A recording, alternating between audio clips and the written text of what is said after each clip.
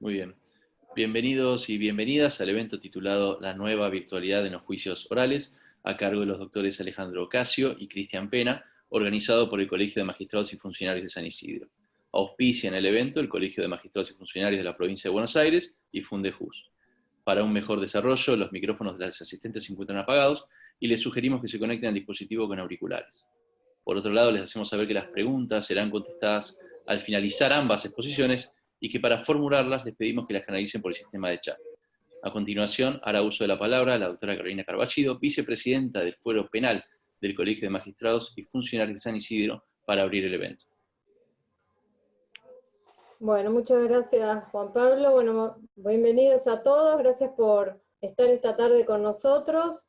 La idea de la Comisión Académica del Colegio de Magistrados es trabajar en temas de agenda, más en esta pandemia que requieren de un abordaje especial, y este caso que nos convoca hoy claramente no es un caso menor, ya que, como todos sabemos, los juicios orales no se están llevando a cabo, y bueno, la pregunta es, ¿qué hacemos? ¿Cómo seguimos? ¿Se pueden hacer? ¿Se violan garantías?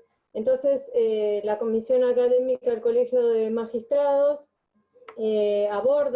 decidió abordar este tema de importancia a fin de dar una respuesta acabada a estas preguntas que les acabo de decir. Así que bueno, gracias a los que componen la comisión académica, en los cuales me incluyo, como vicepresidenta del Fuero Penal del Colegio de Magistrados. Gracias a todos los que componen este Colegio de Magistrados, en especial al presidente Ricardo Costa y al vicepresidente Nicolás Ceballos, que están acá también en la charla, y bueno, a Fundejus en su representación, Juan Pablo.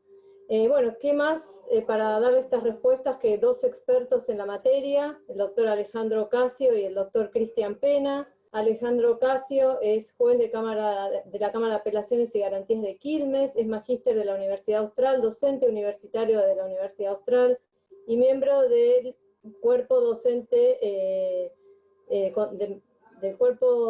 del INESIP y miembro del Consejo Consultivo de la Asociación Argentina de Juicio por Jurados. Y Cristian Pena, el doctor Cristian Pena es defensor oficial de San Martín, docente universitario de UBA, miembro del cuerpo docente de INESIP y miembro de la Asociación Argentina de Juicio por Jurados. Bueno, como les dijo Juan Pablo recién, vamos a ir recogiendo las preguntas por el chat, y una vez que escuchemos a los doctores, hacemos unos minutos de las preguntas también. Así que bueno, sin más, los dejo con los que saben del tema. Buenas tardes a todos. Realmente un placer volver a estar con la gente del Colegio de Magistrados de San Isidro. Para nosotros es un honor volver a estar con ustedes.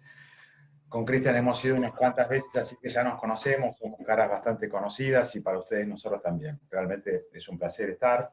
Agradecemos como siempre la invitación, y bueno, a la gente de Fundejus y al Colegio de Magistrados Provincial también por el auspicio de esta jornada. Así que bueno, la idea es hacer... Yo voy a decir lo que digo siempre. Yo voy a hablar ahora porque después, no sé cómo va a salir virtualmente, pero de manera presencial, yo hablo ahora, hago un poco una introducción, un poco de zaraza, qué sé yo, y después el que habla más es Cristian. Pero bueno, esto no sé cómo va a salir, pues es la primera vez que lo hacemos así vía Zoom. Veremos a ver qué sale. La idea es hacerlo no ninguna exposición magistral, porque no es nuestro estilo. Y bueno, un poco la forma es empezar a conversar con ustedes estos temas que venimos ya conversando en algunos otros ámbitos, y me parece que hoy es como el tema del momento. Nosotros nos pareció con Cristian que esta era la última oportunidad que nos parecía hablar de este tema, y bueno, quizás darle como un punto final acá y seguir con otras cosas, porque creo que ya hemos venido conversando bastante sobre el tema. Pero bueno, un poco la introducción de parte mía es esa. Cristian, si vos querés seguir, y yo después alguna vez volveré a hablar. Eso te iba a decir, ¿estás seguro de pasarme la palabra? Sí, totalmente. Prometo brevedad. No, simplemente, primero sumando a la cuestión metodológica que decía Ale, no esperen organización y coordinación porque va a ser caótico. A nosotros al menos así nos gusta y nos sentimos cómodos en eso, digamos. No espero que a ustedes les parezca constructivo en ese escenario. vamos a reflexionar sobre algunas ideas, y me gustaría tal vez hacer alguna introducción sobre esta temática que se ha instalado tanto, que es la de los juicios virtuales. Obviamente, con el inicio de la cuarentena, ¿no?, de las medidas de aislamiento social y demás, se empezó digamos, a surgir la utilización de la virtualidad, de herramientas virtuales para llevar a cabo algunas audiencias, y entre ellas en algún momento se empezó a hablar de llevar estas herramientas tecnológicas a los juicios, ¿no es cierto? Que ya anticipando ahí es donde empezamos a ver los principales problemas. Nos pareció a nosotros que al principio la discusión tardó en generarse, porque como era algo nuevo, lo virtual, parecería como que uno no sabía bien dónde posicionarse, y parecería como que si uno se ubicaba en contra del uso de la tecnología virtual para hacer juicios, se ubicaba como retrógrado. Entonces nos parece que nos pasó a todos, estábamos todos un poco desacomodados y no sabíamos dónde ubicarnos. Creo que es algo general y que le pasó a bastantes personas, y ahí empezamos a discutir algunos puntos que después se plasmaron en una charla muy grande que dio Alejandro para la Universidad del Este, que se transmitió por YouTube, digamos, ¿no es cierto? Y bueno, y después también una nota que yo escribí junto a Alberto Bovino en No hay Derecho, ¿no es cierto?, sobre el tema. Llevando una postura un poco contraria, desde luego, a la realización de juicios virtuales, pero nos parece interesante analizar esos puntos y los por qué sostenemos que en realidad es algo que hace un poco de ruido, ¿no es cierto? Vamos a ver también alguna cuestión que hace a la virtualidad en otro tipo de audiencias, ¿no es cierto, Ale? Te dejo la palabra a vos ahí y vamos siguiendo. Sí, bueno, sí, está. Sí, claro, un poco siguiendo lo que estaba diciendo Cristian. Sí, evidentemente toda esta situación excepcional que estamos viviendo ha impactado muy fuertemente dentro del proceso penal, sobre todo. Creo que el gran impacto que ha tenido ha llevado un poco a que, bueno, había toda una corriente que por lo menos había empezado a que, bueno, tenemos que hacer juicios, sobre todo el tema de los juicios. Ahora vemos cómo podemos dividir un poco los tipos de audiencias y los inconvenientes o no tantos que generan otro tipo de audiencias que no sean de juicio. Es como que nos pareció a nosotros, ¿no?, que como que se empezó a correr como una carrera desenfrenada, media como loca, tenemos que trabajar, tenemos que hacer juicios, tenemos un montón de audiencias de debate prefijadas, no las vamos a poder hacer, ¿cómo hacemos? Gente detenida, tenemos que buscar alguna solución para todo esto. Desde el buen lugar, por supuesto, porque la idea era trabajar y resolver conflictos, ni más ni menos que eso, pero bueno, todo eso generó como una carrera, bueno, podemos hacerlo de esta manera, de otra. Bueno, un poco nosotros tenemos una posición bastante crítica de todo esto, no porque no se pueda hacer, no porque estemos en contra de la tecnología, al contrario, es muy buena para un montón de cosas, pero creo que no es de tan fácil aplicación a otras situaciones. Yendo ya concretamente un poquito al punto. Podríamos dividir, si ustedes quieren, como para entrarle al tema, en tres tipos de audiencias. Audiencias preliminares, audiencias de juicio oral, propiamente dicho, y las audiencias de ejecución penal, si ustedes quieren. ¿Sí? Nosotros entendemos con Cristian, ahora lo vamos hablando entre los dos, que en las audiencias preliminares que sea todo lo preliminar, todo lo que no fuese juicio. Audiencias que pueden ser audiencias de suspensión de juicio a prueba, audiencias de 338, como hablábamos con Carolina recién, audiencias para implementar un juicio abreviado, audiencias donde se debate una medida de coerción, con alguna excepcionalidad, ahí podemos ver, pero fíjense, son todas audiencias donde la regla, digamos, es que no hay una producción de prueba, salvo en las audiencias donde se puede debatir una medida de coerción, donde sí puede haber prueba, que se puede tener alguna dificultad. Son todas audiencias que en principio, creemos nosotros, no habría ningún inconveniente serio para poder hacerlas de manera virtual. Lo mismo sucedería con las audiencias de ejecución penal. Si nosotros podemos garantizar, en los casos que sea necesario, la presencia del imputado, detenidos, generalmente en las unidades carcelarias, parecería que no hay gran inconveniente. Fíjense ustedes que son audiencias en líneas generales donde no hay producción de prueba, reitero, y donde se tratan generalmente cuestiones técnicas. Distinta es la situación en el tema del juicio propiamente dicho. Cristian. Sí, digamos, complementar algo que, digamos, porque no sé si quedó todo claro, que es, digamos, no hay ningún problema en el contexto, digamos, de excepción que estamos transitando, ¿no? Después el lugar natural de la audiencia es una audiencia física en una sala de audiencias y en la que podemos estar en contacto. Esto no es por mero capricho. Está claro que si yo desde mi despacho, digamos, puedo prender la computadora y transmitir, esto me ahorra mucho tiempo que si yo tengo que trasladarme hasta el lugar donde está la sala de audiencias. Pero en realidad, y es algo que vamos a ir profundizando después cuando sea el juicio, digamos, tratamos cosas muy importantes, aún en audiencias preliminares, y es importante si nos reunimos porque no es lo mismo reunirse físicamente que reunirse telemáticamente. Ya, por ejemplo, con respecto a audiencias preliminares, me parece interesante traer a colación una cuestión. Digamos, si vamos a la experiencia comparada, por ejemplo, Estados Unidos, no es algo novedoso el realizar jamás de juicio, pero sí audiencias preliminares a través de videoconferencia, ¿no? Entonces hay, por ejemplo, estuve relevando un caso que es el condado de Cook, que empezó a permitir audiencias en casos criminales a través de un sistema de circuito cerrado de televisión, que sería algo parecido a videoconferencia, ¿no es cierto?, en Estados Unidos, y empezaron a realizar la audiencia. Empezó a haber mucho ruido, digamos, y muchas discusiones de parte de los operadores del sistema de justicia y demás. Por ejemplo, en este contexto se presentó una demanda colectiva a través de un centro que se llama Centro de Justicia MacArthur, es como una ONG, y digamos, lo que planteaban es lo siguiente: decían que el sistema está diseñado para la conveniencia de jueces, alguaciles y abogados, pero en detrimento de las personas cuyas vidas están siendo afectadas. ¿Por qué decían esto? Porque en realidad se apoyaban en estudios empíricos realizados por universidades de Estados Unidos. Uno de ellos, por ejemplo, de la Universidad Northwestern, que llevó a cabo Jared Diamond. Muchas de las personas presentes conocerán a Jared Diamond porque viene muy seguido a la Argentina, sobre todo por temas de juicio por jurados, ¿no? Y pudo comprobar que al establecer audiencias por este sistema de circuito cerrado, los montos de las fianzas eran audiencias, digamos, nosotros lo llamaríamos audiencia de excarcelación o de cese de medida de coerción. Los montos de la fianza aumentaban en un 65%, digamos, ¿no? En base a esto es que se empieza a armar la demanda colectiva y llegó el uso de audiencias virtuales o por videoconferencia, fue prohibido por la Corte de ese Estado en el año 2009. Lo declararon inconstitucional y lo prohibieron, ¿no? Es decir, que aún en audiencias preliminares hay problemas. Esto no quiere decir, que es lo que decía Alejandro, que no entendamos que ante la excepcionalidad, digamos, bueno, hagamos la excepción y hay audiencias que pueden hacerse y pueden llevarse a cabo, por lo menos para ir avanzando hasta que podamos juntarnos en forma física, ¿no es cierto? Pero hay problemas que no, digamos, que no son menores y que tienen que tenerse en cuenta. Es decir, hay muchos estudios empíricos que van en detrimento de esto, ¿no es cierto? Y esto atraviesa tanto audiencias... Algo, Cristian, que habíamos charlado con vos, que quizás es importante transmitirlo.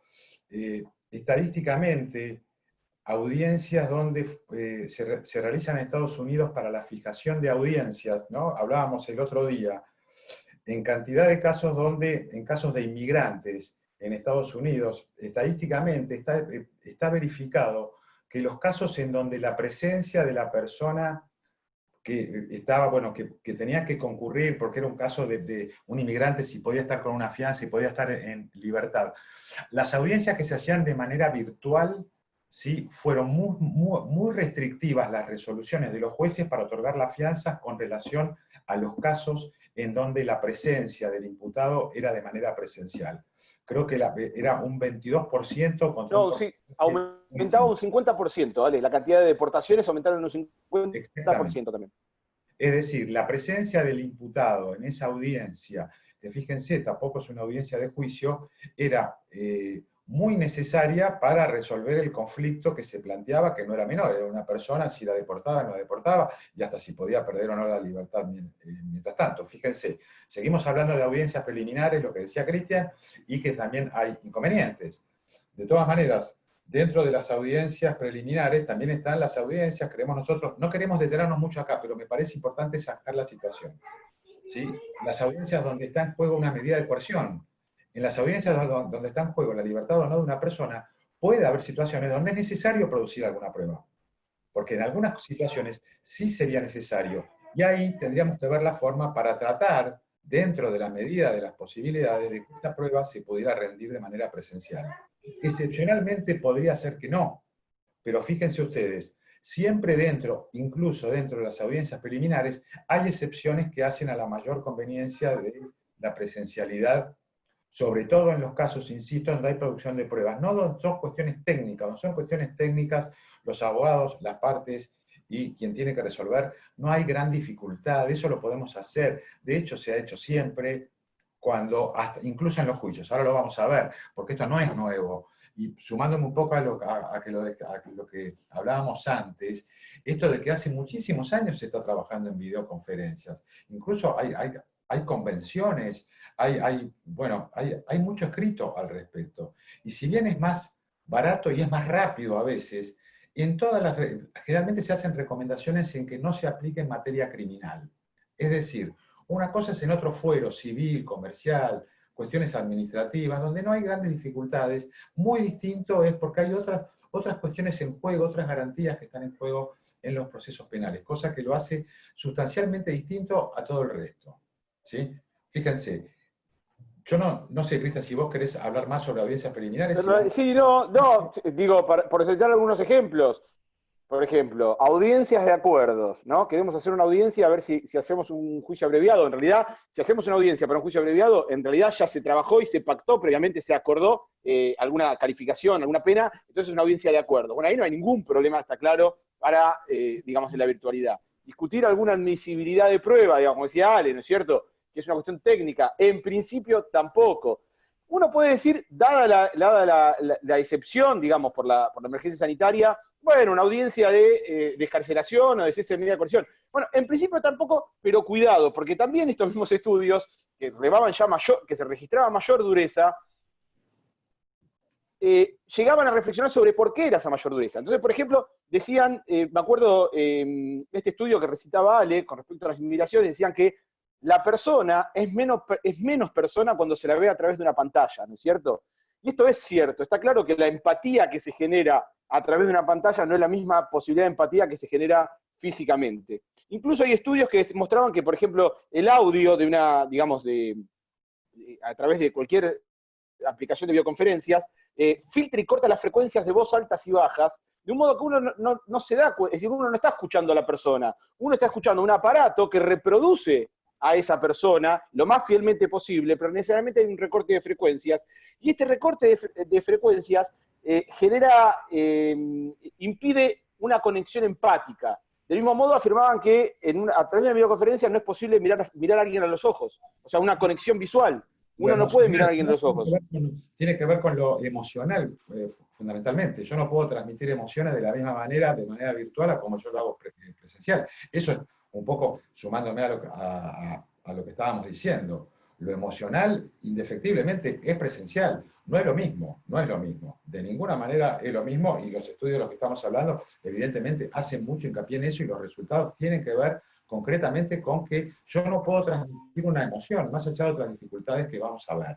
Yo uno de los problemas que veo, acá hay muchísimo para hablar, pero tampoco hay muchos temas que los vamos a enunciar por arriba, tendríamos como para conversar un montón, pero bueno, de todas maneras, para hacerlo lo más ágil que podamos.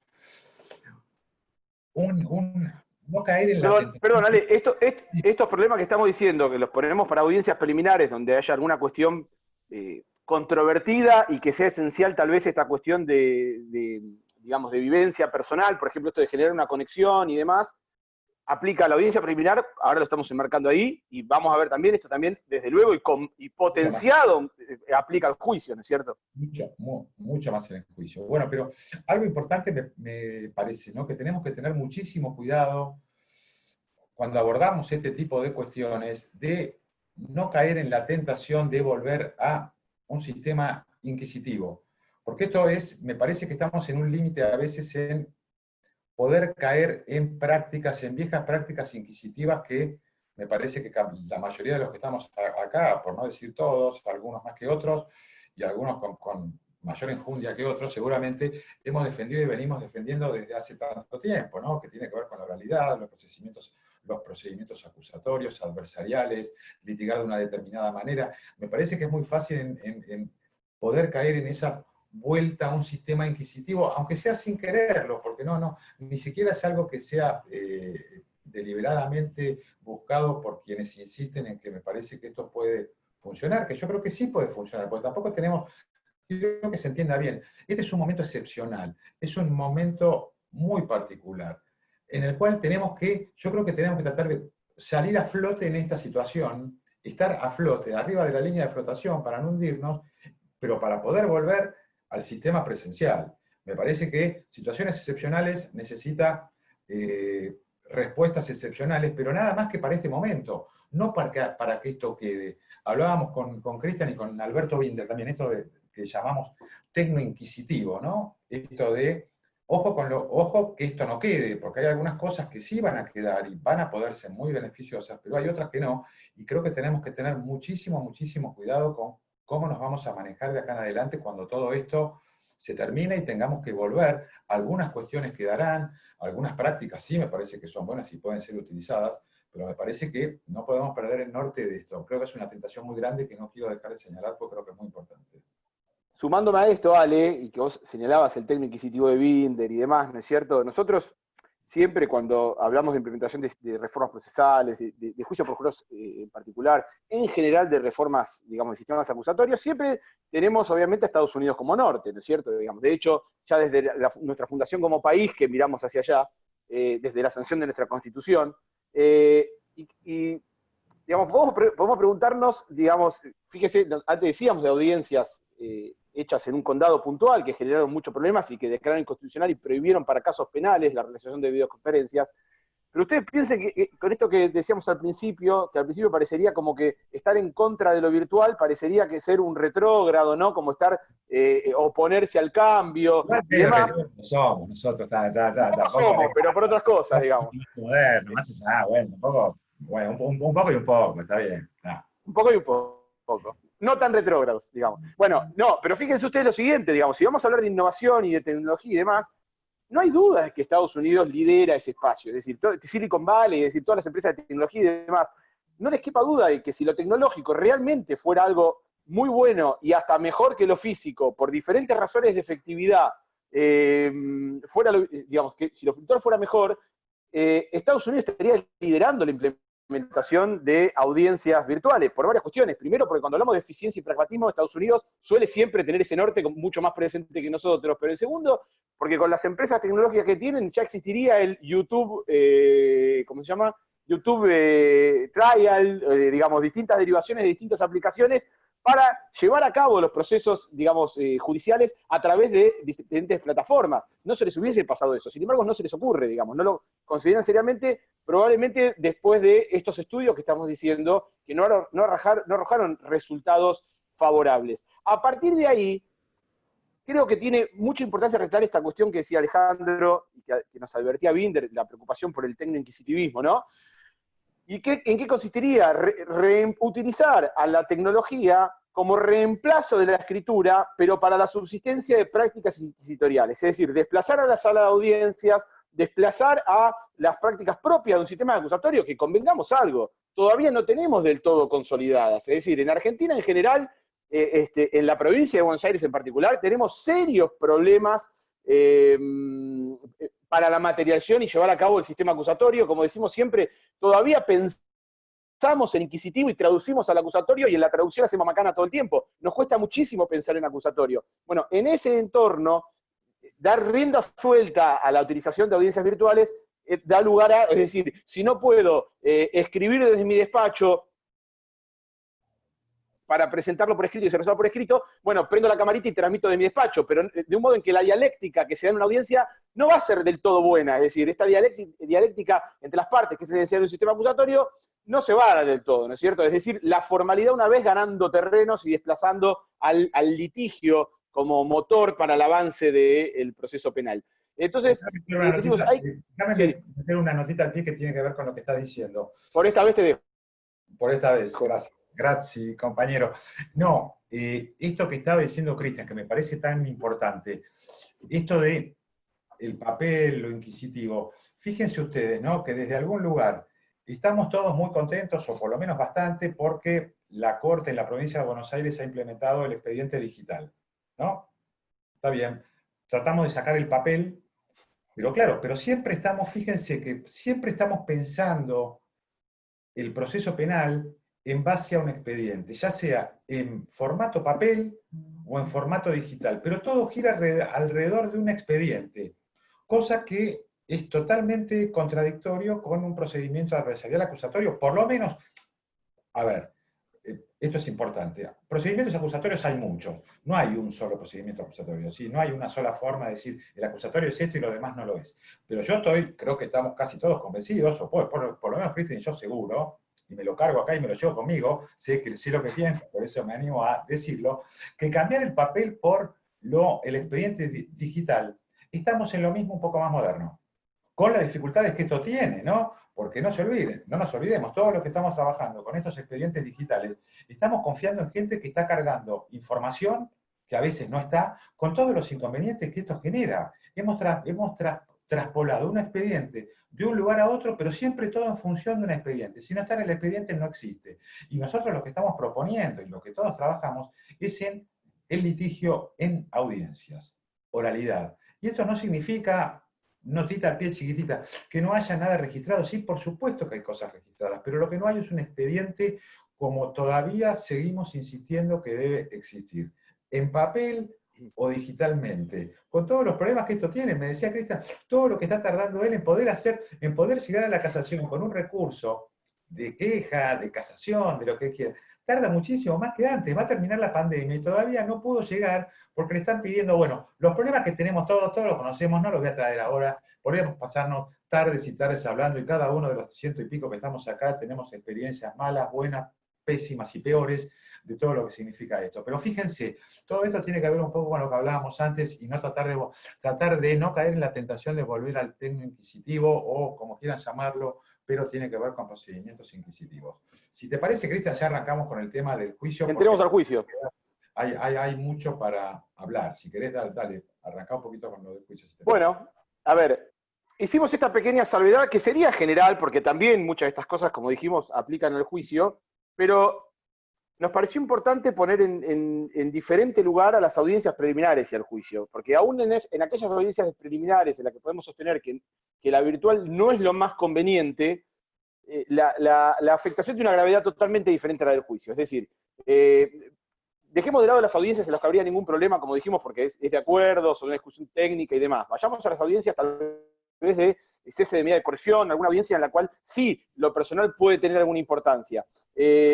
Bueno, aún en ese caso, perdón, reitero, que había estudios que demostraban cómo se endurecían los criterios de los jueces en el condado de Cook, digamos, antes y después, comparando el antes y el después de la implementación de audiencias virtuales.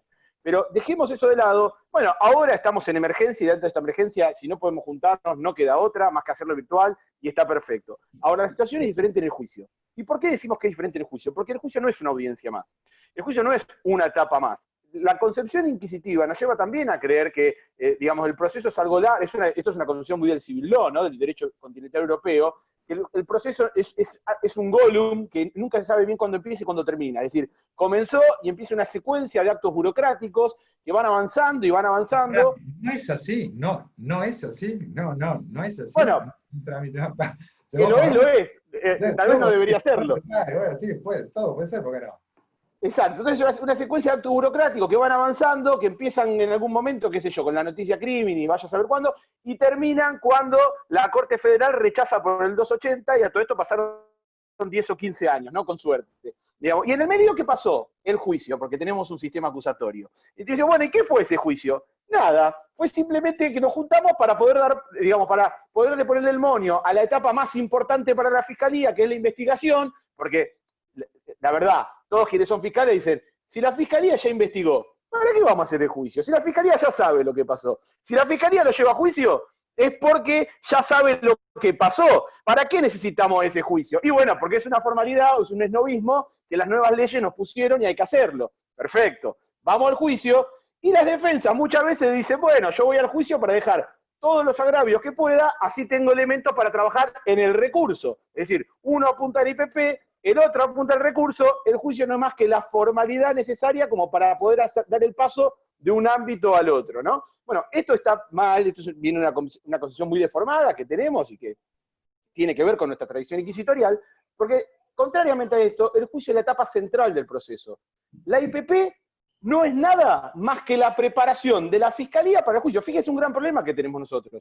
Que nosotros decimos, se terminó la IPP, vamos al juicio.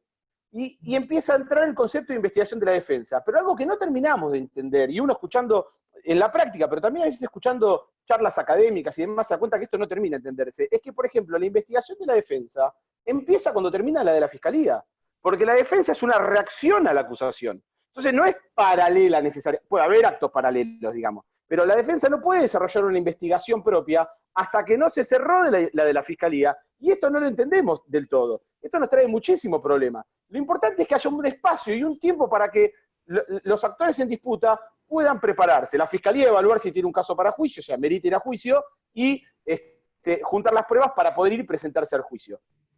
Viene el juicio, que es la etapa central, y el recurso no es más que el juicio al juicio, es decir, una etapa muy restringida, más allá de la amplitud recursiva, de control del juicio, ¿sí? de ataque al juicio para ver que todo se haya hecho correctamente. Pero la etapa central es el juicio, y esto es algo que lo entendemos mucho mejor cuando lo pensamos desde la óptica de los juicios por jurados, ¿no? Cuando decimos el veredicto del jurado es final, hace cosa juzgada material, pone fin a la discusión.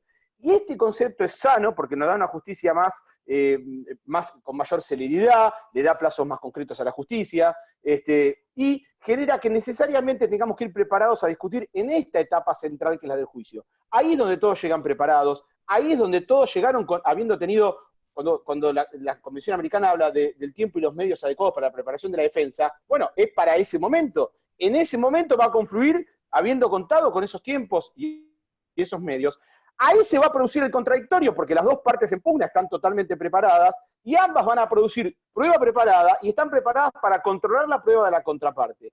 Este control horizontal bilateral conlleva una, calidad epistémica, ahora vamos a entrar un poco más en esto, pero más allá de ser una garantía para el acusado, es garantía convencional, desde luego, trae calidad epistémica, es decir, que ambas partes tengan estas posibilidades de producción de pruebas y de control en igualdad de posiciones, le da calidad epistémica al juicio, le da calidad epistémica a la información, y a partir de ahí podemos tener la base para una decisión de la que podamos predicar calidad y por lo tanto en la que podamos confiar, y de la que podamos predicar que es una decisión final. Este es un concepto que nos cuesta muchísimo, ¿no es cierto? Nos repulsa la idea de que el juicio tiene que ser la etapa central y que la decisión del juicio es final, más allá del recurso que entendemos es del acusado, de acuerdo a la Convención Americana y al Pacto Internacional de Derechos Políticos, pero ahí nos meteríamos en otro tema. Parecería, ¿no? Por ejemplo, déjame agregarte algo, Cristian, que tiene que ver con esto. El tema del juicio, que es, digamos, el carácter definitivo que tiene el juicio, ¿no? Porque la resolución del juicio es prácticamente definitivo. Si estamos trabajando para el juicio, evidentemente el juicio es definitivo, más allá de los recursos que pueda haber después. Pero como bien decíamos, no es un trámite más. Y la producción de pruebas en esta audiencia es mucho más estricta. No nos olvidemos, puede haber producción de pruebas en una audiencia de control de una medida de coerción, pero la producción de pruebas acá es mucho más riguroso, es mucho más estricto, y se requiere también una mayor preparación.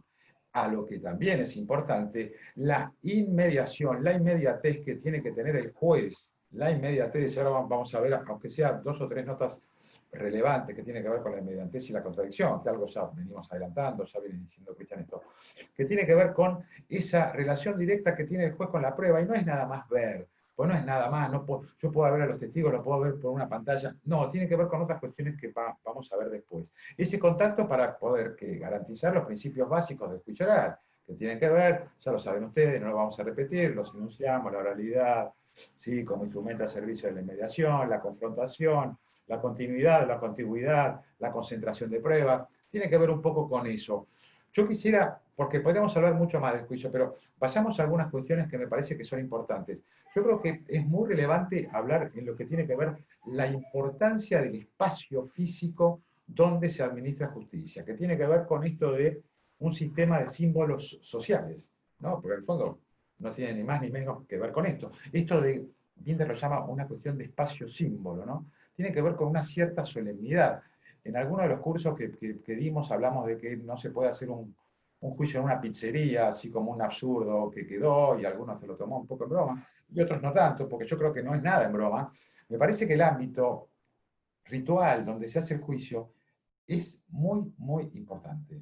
creo que tiene que ver con la ritualidad del debate. El debate es ritual, tiene un rito.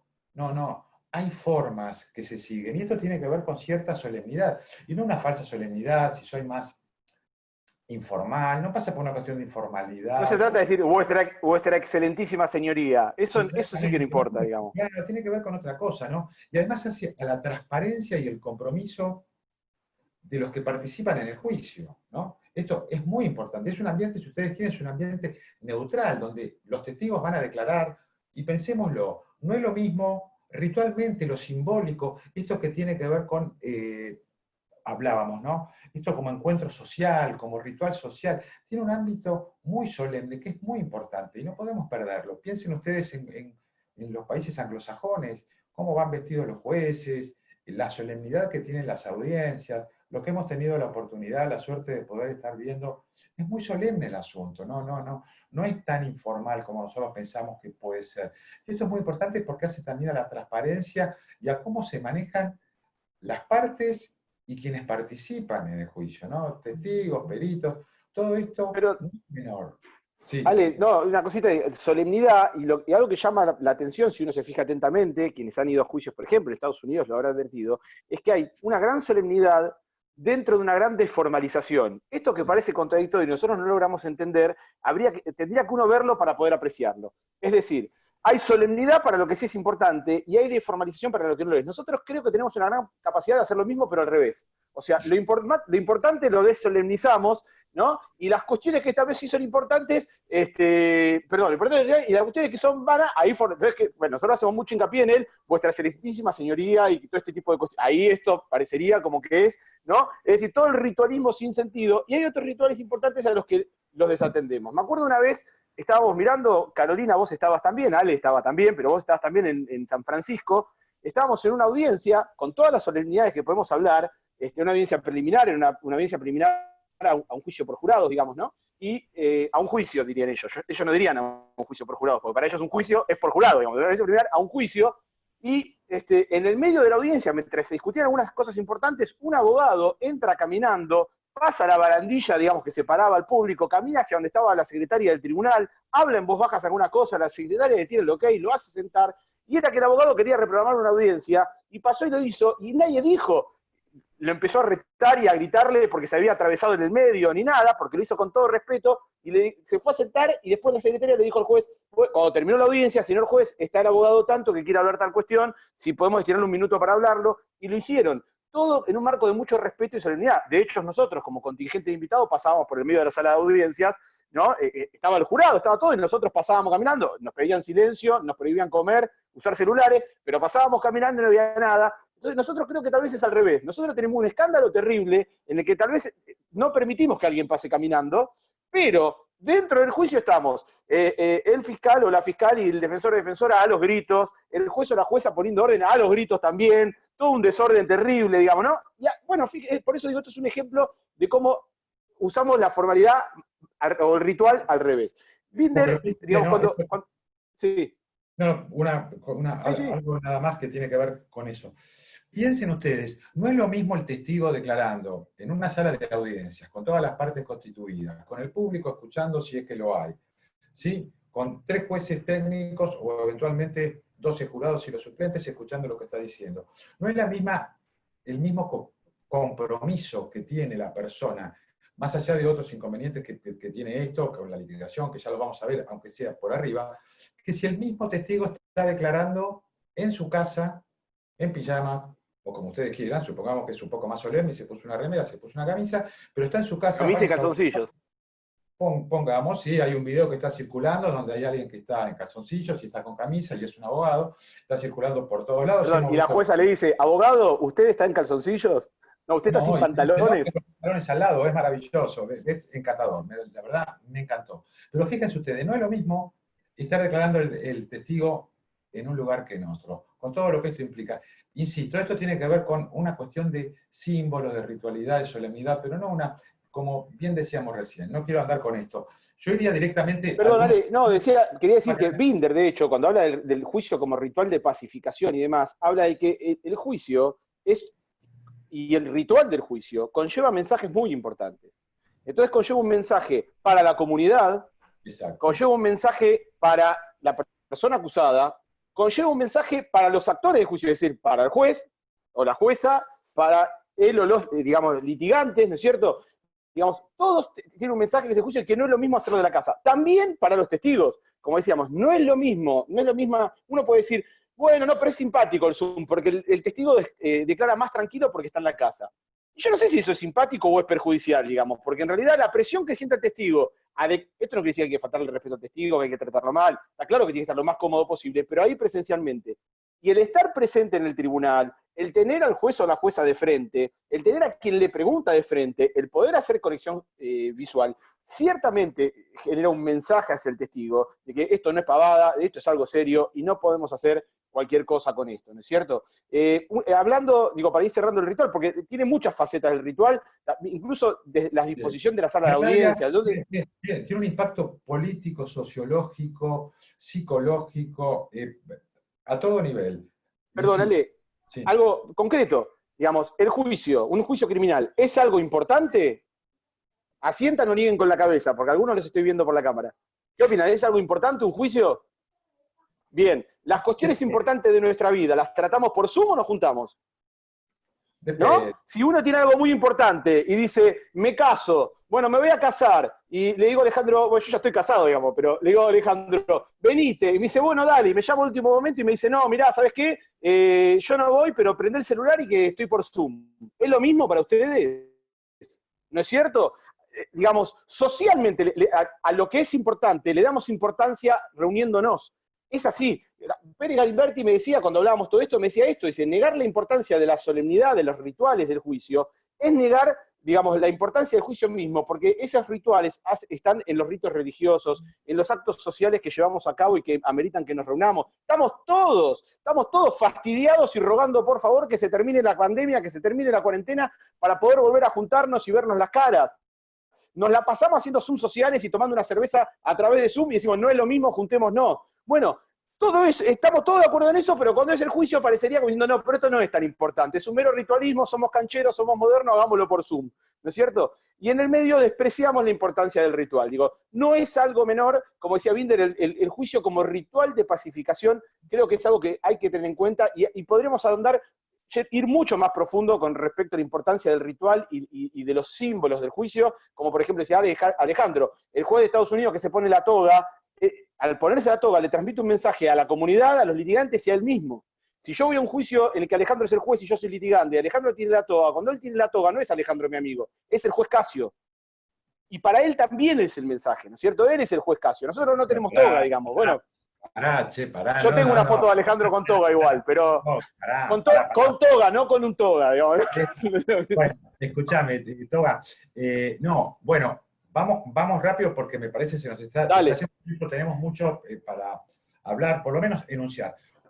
Uno de los grandes problemas, obviamente, o dos problemas están vinculados uno con otro, es el tema de la inmediación y el tema de la confrontación, ¿no? Ahí no hay duda, creo que se ha hablado mucho, no sé, dificultades para garantizarla, ese contacto presencial sin interferencias, ¿no? Que tiene que ver con la inmediación, no solo son los aspectos verbales, sino también los no verbales, ¿sí? Que no es menor. No es lo mismo estar viendo todo el escenario, estar viendo qué es lo que sucede con el testigo, no es únicamente si mira la cámara, no mira la cámara, cómo habla, no cómo habla. Esto tiene un montón de facetas, podríamos ahondarlo más, me parece que ya lo hemos... Pero dale, cortito, digamos, estuve acá relevando, hay un estudio de la Universidad de, no sé cómo se pronuncia, una universidad suiza, no la voy a pronunciar porque no quiero hacer el ridículo gratuitamente, lo hago todo el tiempo, pero bueno, minimizo el impacto de lo ridículo por lo menos, ¿no? Que, digamos, lo que estableció es que a través de algún medio virtual, quien declara inspira menos confianza, sea un testigo, el acusado, quien sea. Es decir, inspira menos confianza en la persona que escuche y si es un tribunal que tiene que decidir, ¿no es cierto? Y esto tiene mucho que ver con esto que decíamos, que es la menor posibilidad de generación de empatía. Parecería como que nos colocamos como si fuéramos robots o autómatas en el que simplemente hay que cargar datos y a partir decidimos, y estamos negando que la condición humana no solamente decide por datos, sino por percepciones y demás, ¿no es cierto? La imposibilidad de generar empatía, lo que se había establecido es que lo que hacía era impedir comprender acabadamente las situaciones que se contaban y desde dónde se contaban, ¿no es cierto? Esto no es menor. Y esto, digamos, esta menor capacidad de persuasión que podemos decir de lo virtual, y esto se puede ver mucho cuando los peritos, históricamente, siempre los peritos de La Plata que declaran por videoconferencia, digamos, quienes estuvimos presentes en algún juicio con un perito declarando en videoconferencia, creo que hemos advertido que no es lo mismo. Digamos, no, uno no se conecta del mismo modo con la declaración, no sigue del mismo modo lo que va diciendo, digamos, le cuesta, es más fácil perderse, dispersarse. Pasará seguramente con esta charla y con las charlas, estudiando clases todo el tiempo, estamos dando con Alejandro clases virtuales y demás, y no es lo mismo, pero digamos, esto hace de la persuasión. Y la otra faceta que es importante de la persuasión, que es la del control. ¿Cómo hago controlar a quien declara por Zoom? Y claramente el control es mucho menor. Y yo siempre pongo un ejemplo, pero que no es el único, ¿no? Yo me imagino el contraexamen a por ejemplo, a un policía, y digo un policía por alguien acostumbrado a declarar en juicios, ¿no es cierto?, que está en una posición, llamémoslo mañosa, o por lo menos hostil a quien contrainterroga, y puede ser la defensa, en un caso en que la policía es prueba de cargo, o puede ser la fiscalía también, supongamos un caso, por ejemplo, de gatillo fácil o corrupción, ¿no es cierto?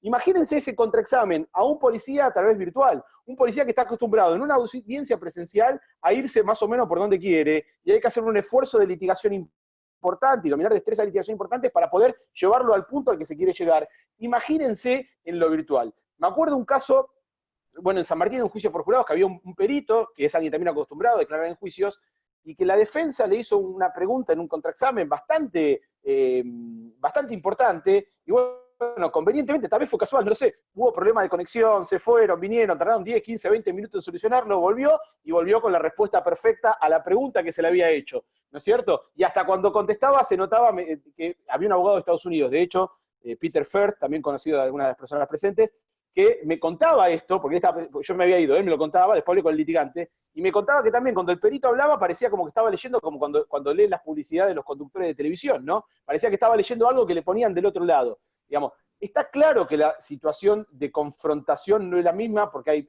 menores posibilidades de persuasión y esto es muy importante, hay una gran afectación a el control, que cuando lo llevamos a la defensa, eso implica afectación de una garantía constitucional, que es el derecho a controlar la prueba de cargo, digamos, ¿no es cierto? Vuelvo a lo mismo, por razones epistémicas, la Fiscalía tiene la misma posibilidad y el mismo derecho, digamos, pero llevado a la defensa estamos hablando de una garantía de orden constitucional o convencional, ¿sí?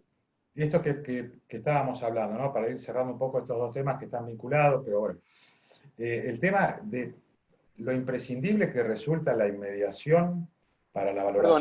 Perdona, te molesto una vez más, sé que estás acostumbrado, así que no te vas a ofender. Una cosita que me parece bastante anecdótica traer acá. Por esta cuestión de la afectación... Se los dije que soy un santo, únicamente yo, los que nos conocen saben que esto es así. Adelante, mi querido compañero. O sos un santo o sos masoquista, porque me seguís bancando, así que... Sí, sí. Bueno, no, traigo a colación esto, digamos. Creo que quien más seriamente ha estado tratando en Argentina la cuestión de los juicios virtuales es Chaco. Hay un gran amigo nuestro, mío, de Alejandro, que se llama Víctor del Río, que es juez de la Cámara del Chaco, ¿no? Y está hablando mucho al respecto y demás. Nosotros venimos discutiéndolo desde la hora cero, pero creo que es el que más seriamente lo viene abordando. Y lo quería traer acá, me parece pertinente por lo siguiente. Hablamos de los problemas que tiene lo virtual para la persuasión y para el control de la prueba, ¿no es cierto? Y esto lleva a algo que tiene que ver con protocolos que están aplicando en Chaco, ¿no? Yo no digo que esto elimine el problema, pero sí es importante tenerlo en cuenta. Chaco, lo que enseña en todos lados, dice Víctor del Río, es lo siguiente. Dice, bueno, juicio virtual solo en casos muy, muy sencillos. ¿Por qué? Porque tenemos este problema de persuasión y demás de control y de lo epistémico.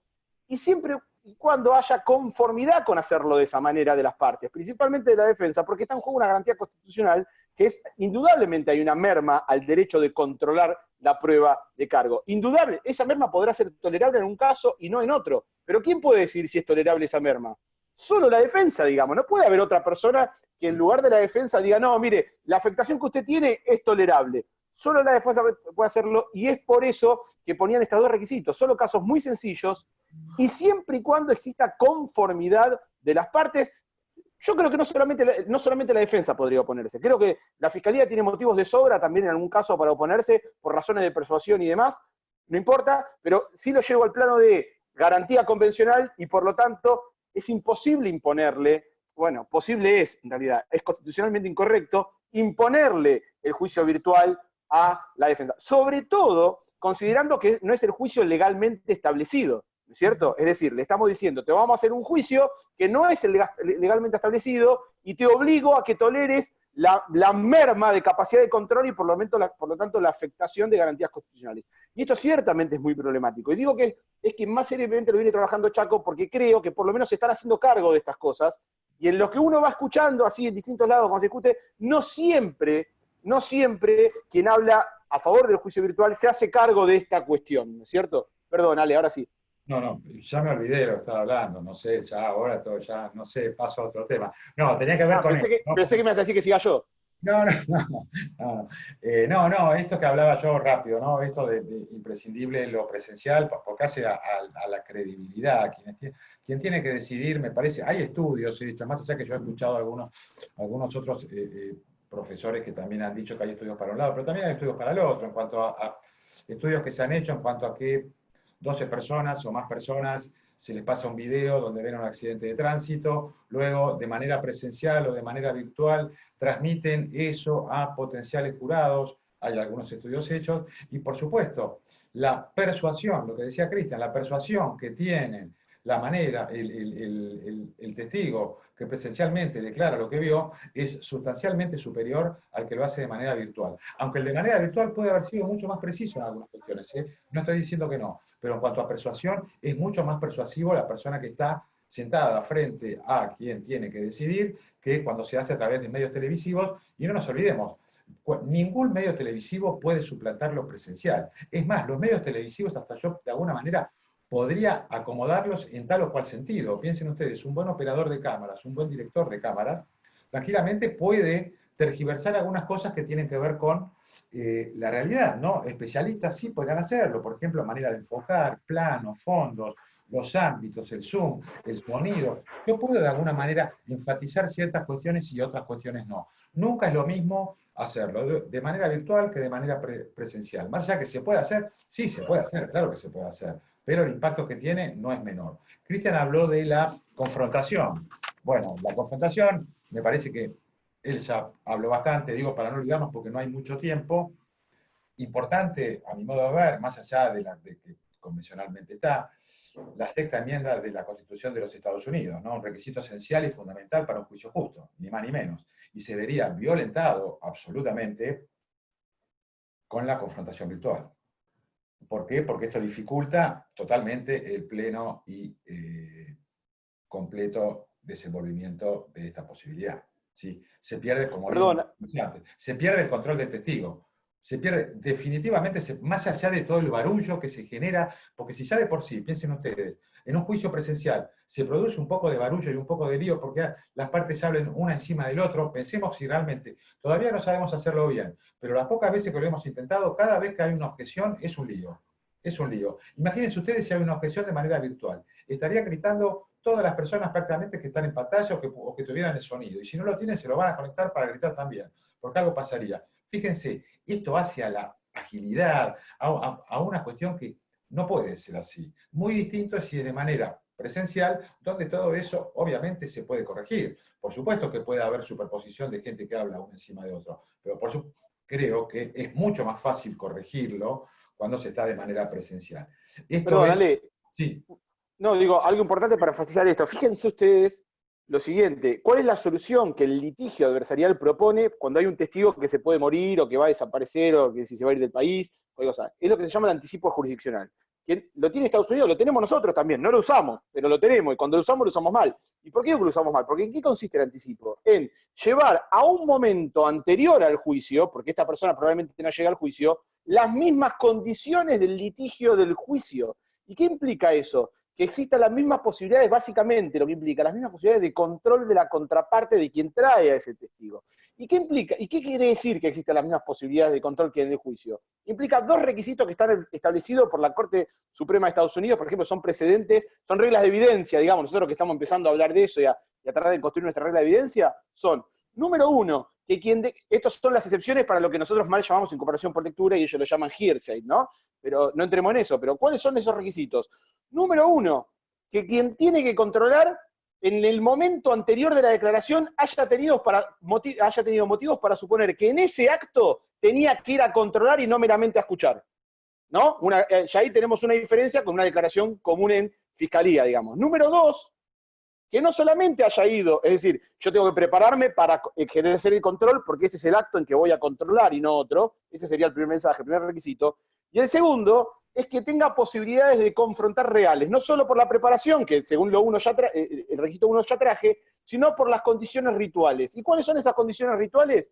Básicamente, que aparte de quien trae el testigo y la contraparte que va a controlar, exista un juez o jueza que sea quien, cuando uno termina de preguntar, diga, bueno, listo, no tiene más preguntas, ahora pregunta al otro, quien pueda resolver objeciones y demás. Es decir, quien asegure que se hace el interrogatorio y el contrainterrogatorio en igualdad de posiciones, ¿no es cierto? Recién eso puede ser admitible para ellos como hearsay. Si eso no se hace así, con la muerte del testigo, si es un testigo importante, con la muerte del testigo murió el caso, te dicen ellos. Y punto, ¿no es cierto? He ahí la importancia de la centralidad del juicio, pero no por un fetiche, sino porque es el momento de confrontación real, a punto tal que cuando un testigo no va a poder estar en el juicio, se exige llevar esa calidad de confrontación a un momento anterior, ¿no es cierto?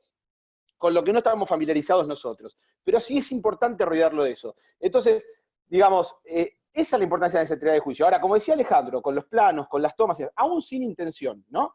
¿Qué hacemos? Digamos, para decidir sobre la credibilidad de una persona, ¿basta con escucharlo? Dice, no, lo tengo que mirar, ¿no? Porque si no lo pongo al teléfono. Bien, lo miro. ¿Y qué es lo importante? ¿Los gestos de la cara?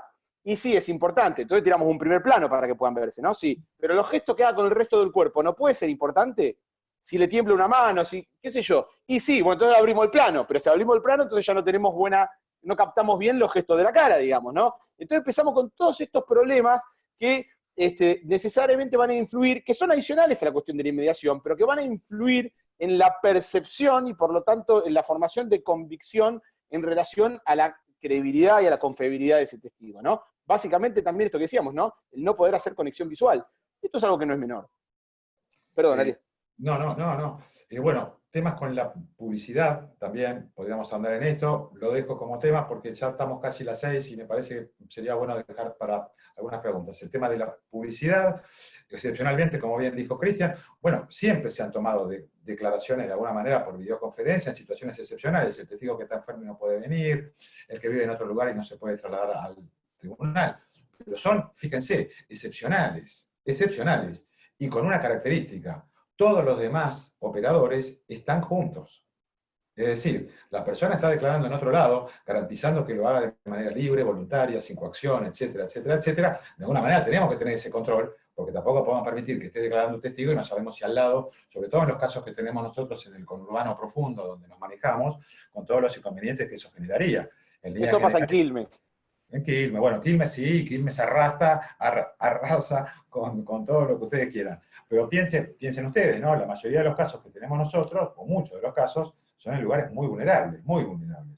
Villas de emergencia, barrios populares, como se llaman ahora, y imagínense, no solo el hecho ocurre en esos lugares muchas veces, sino que además los testigos, las víctimas, los imputados, muchas veces son todos del mismo lugar. ¿Cómo hacemos con el tema de la conectividad? Ahora lo vamos a ver, pero fíjense, el tema sería que excepcionalmente sí podría ser, hay un testigo por tal o cual razón que no puede venir, siempre se ha hecho, no hay ningún inconveniente, pero todos los demás están juntos. ¿Sí? Otros temas, para ir enunciándolos, porque sé que estamos... Perdón, Ale, digo, cuando dice siempre se ha hecho, creo que la clave está en la razonabilidad. Y claramente la razonabilidad no es ahora querer tirar el juicio y la audiencia en general por la ventana, porque es simpático y más cómodo el Zoom. Digamos, claramente no es eso. Estamos hablando siempre en el marco de la excepción, con Alejandro, es decir, cuando decimos esto sí sería tolerable, hablamos en principio del marco de la excepción. Fuera de la excepción, el margen de excepción se reduce muchísimo más todavía. Es decir, hay un testigo que está en Canadá. ¿Qué hacemos? No, bueno, lo escuchamos por Zoom, no queda otra. Está en Tierra del Fuego, lo escuchamos por Zoom. Pero también depende, y eso también hay que litigarlo y hablarlo entre las partes y el juez o la jueza. ¿Por qué? Porque, digamos, a mí me dicen, el testigo está en Tierra del Fuego. Y uno dice, bueno, declara por Zoom. Depende, hay que ver la importancia del caso, los intereses en juego, la importancia del testigo. Y tal vez se tiene que venir desde Tierra del Fuego y hay que habilitar los medios para traerlo desde Tierra del Fuego, porque es algo muy central, digamos. Y así sucesivamente con todo. Ahora, el caso es poco importante, el testigo es poco importante. Bueno, entonces empieza a ser, el testigo está en La Plata, que esto nos pasa todo el tiempo con los peritos, ¿no es cierto? Declara por Zoom. Los de La Plata no quieren venir, no quieren No quieren salir. venir al resto de los departamentos judiciales, exactamente. No quieren hasta Quilmes, no quieren venir, no sé lo que le pasa. Pero perdón, Yo lo no sé lo hemos hablado, ¿te acordás, Ale? Sí, sí, pero Lo hemos bueno. hablado diciendo, testigo, perito en La Plata. Bueno, a ver, habrá casos y casos, digamos. Hay casos de, no, mire, venga, súbase un remis y véngase para acá. Punto. La Plata está a 60 kilómetros, digamos, tampoco es para tanto. Pero quiero decir, hay que ser flexibles. De a Quilmes nadie quiere venir a Quilmes, porque eso es un lugar muy bravo. Eso es La lo que entrada a Quilmes es difícil. la entrada y la salida, si es que salís. Bueno, pero digamos, otros problemas que sí se advierten rápido, para ir cerrando, si ustedes quieren. Problemas en la litigación en un sistema adversarial, por supuesto, infinitos. Por supuesto, no solo se pierde el control del testigo, como dijimos antes, la persuasión del testigo no es la misma. ¿Cómo hacemos para, en este nuevo procedimiento o en esta forma de litigar que estamos aprendiendo, cómo hacemos para, se denaturalizan las formas? ¿Qué hacemos con las declaraciones previas, ya sea para confrontar, para refrescar memoria? ¿Cómo hacemos para exhibírsela al testigo para que la vea él, pero no la vean los demás? Fíjense, se necesitan conocimientos especiales que son muy complejos. La introducción de prueba material, eso se hace siempre a través de la declaración de un testigo. ¿Cómo hago? Tengo que tocar algo. ¿Cómo lo toco? Si no lo puedo tocar, ¿quién se lo lleva? ¿Cómo lo muestro? ¿Cómo hacemos? Pericias complejas también. Concretamente, como para ir cerrando, podríamos hablar muchísimo más, aunque sea de esto. Después, Cristian, si quiere agregar algo, por supuesto, sí. Parecería que no sería, bueno, algunos medios de prueba que obviamente no se pueden hacer, reconstrucción del hecho, inspección de los lugares, tampoco se puede hacer, o manera, por supuesto, de manera virtual, hacia la calidad de la información. Más allá que a algunos no les guste, la calidad de la información que se estaría brindando de manera virtual no es la misma. Definitivamente no es la misma. Y eso hace, obviamente, repercute de manera directa en la decisión. Si la información que tengo no es de buena calidad, la resolución va acorde a la información que yo estoy recibiendo. Por supuesto, también problemas en la preparación de la, ¿no? Me decía Martín Sabelli cuando hablábamos con él, ¿no? Yo me preparo para un juicio presencial, no para un juicio virtual, es muy distinto. ¿Cómo hago yo? Yo tengo que preparar a los testigos, pero preparar a los testigos en el buen sentido, no peinarlos para decirles lo que tienen que decir y obligarlos. ¿Cómo hago yo para investigar? ¿Cómo hago yo para entrevistarme con los testigos? Porque no es lo mismo entrevistarme mano a mano con el testigo, donde yo sé lo que el testigo sabe, sé lo que le tengo que preguntar, le digo cómo se tiene que preparar para el juicio, pero en el buen sentido, no en hacer trampa, eso que hablamos siempre, que no lo vamos a hablar ahora. ¿Sí? Y por otro lado, recién estamos aprendiendo, nos estamos capacitando para litigar de una manera adversarial en juicios presenciales y queremos lanzarnos a la pileta, hacerlo de manera virtual con juicios de verdad y con personas de carne y hueso, cosa que me parece también un riesgo bastante grande. Otro tema importante, podríamos seguir con esto, pero es el tema de la conectividad, ¿no?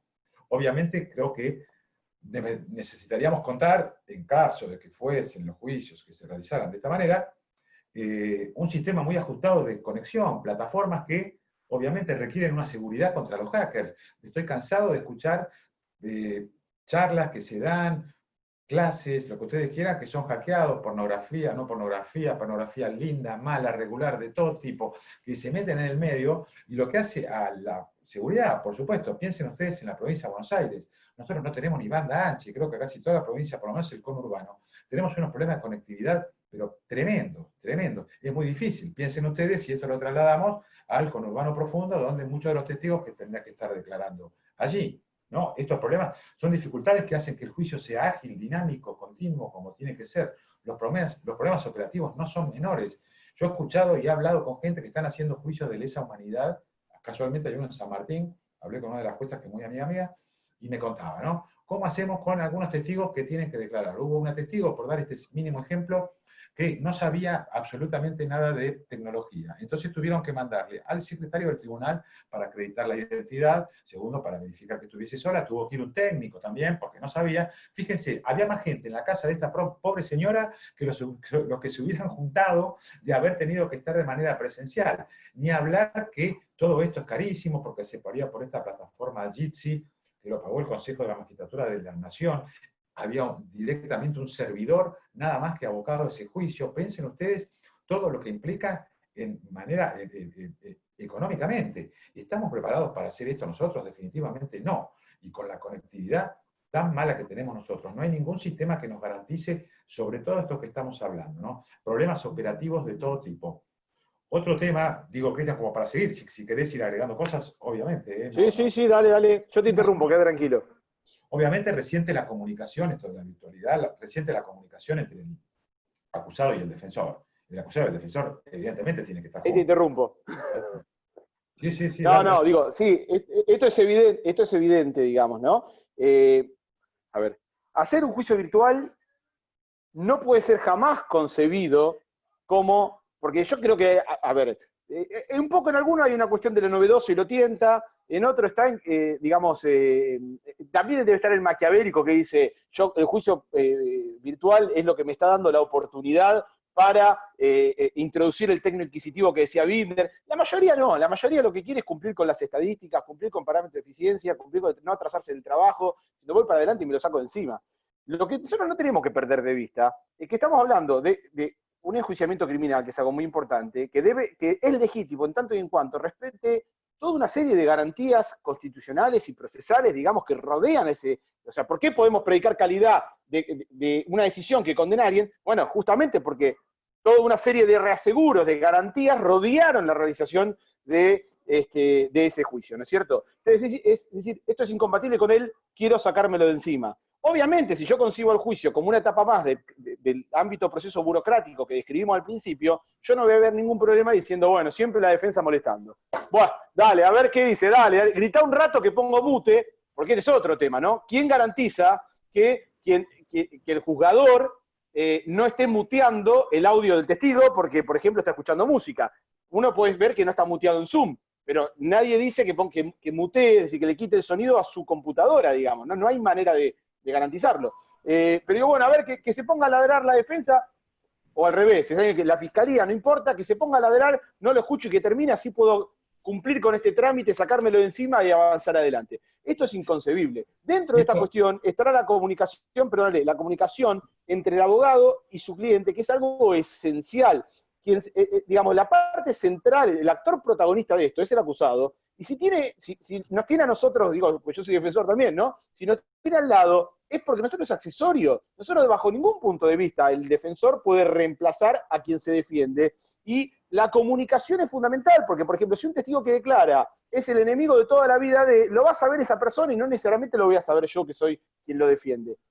Fíjense, y sumo algo más a la experiencia que traía del Chaco, ¿no? Que decían, bueno, solo casos muy sencillos, siempre y cuando haya conformidad de la defensa. Y la otra cuestión era que, digamos, era el tribunal el encargado de garantizar esa comunicación, proveyendo del celular para que haya una comunicación específica entre la persona que se defiende, que está en un lado, y su defensa, que está en otro. Y eso es carga del tribunal. Y me gusta resaltar esto porque nosotros a los bonaerenses no solemos ser tan cuidadosos. Es decir, si nosotros habilitáramos el juicio virtual, podemos suponer que en muchos casos la respuesta es que la defensa se arregle como le parezca, ¿no es cierto? Bueno, no.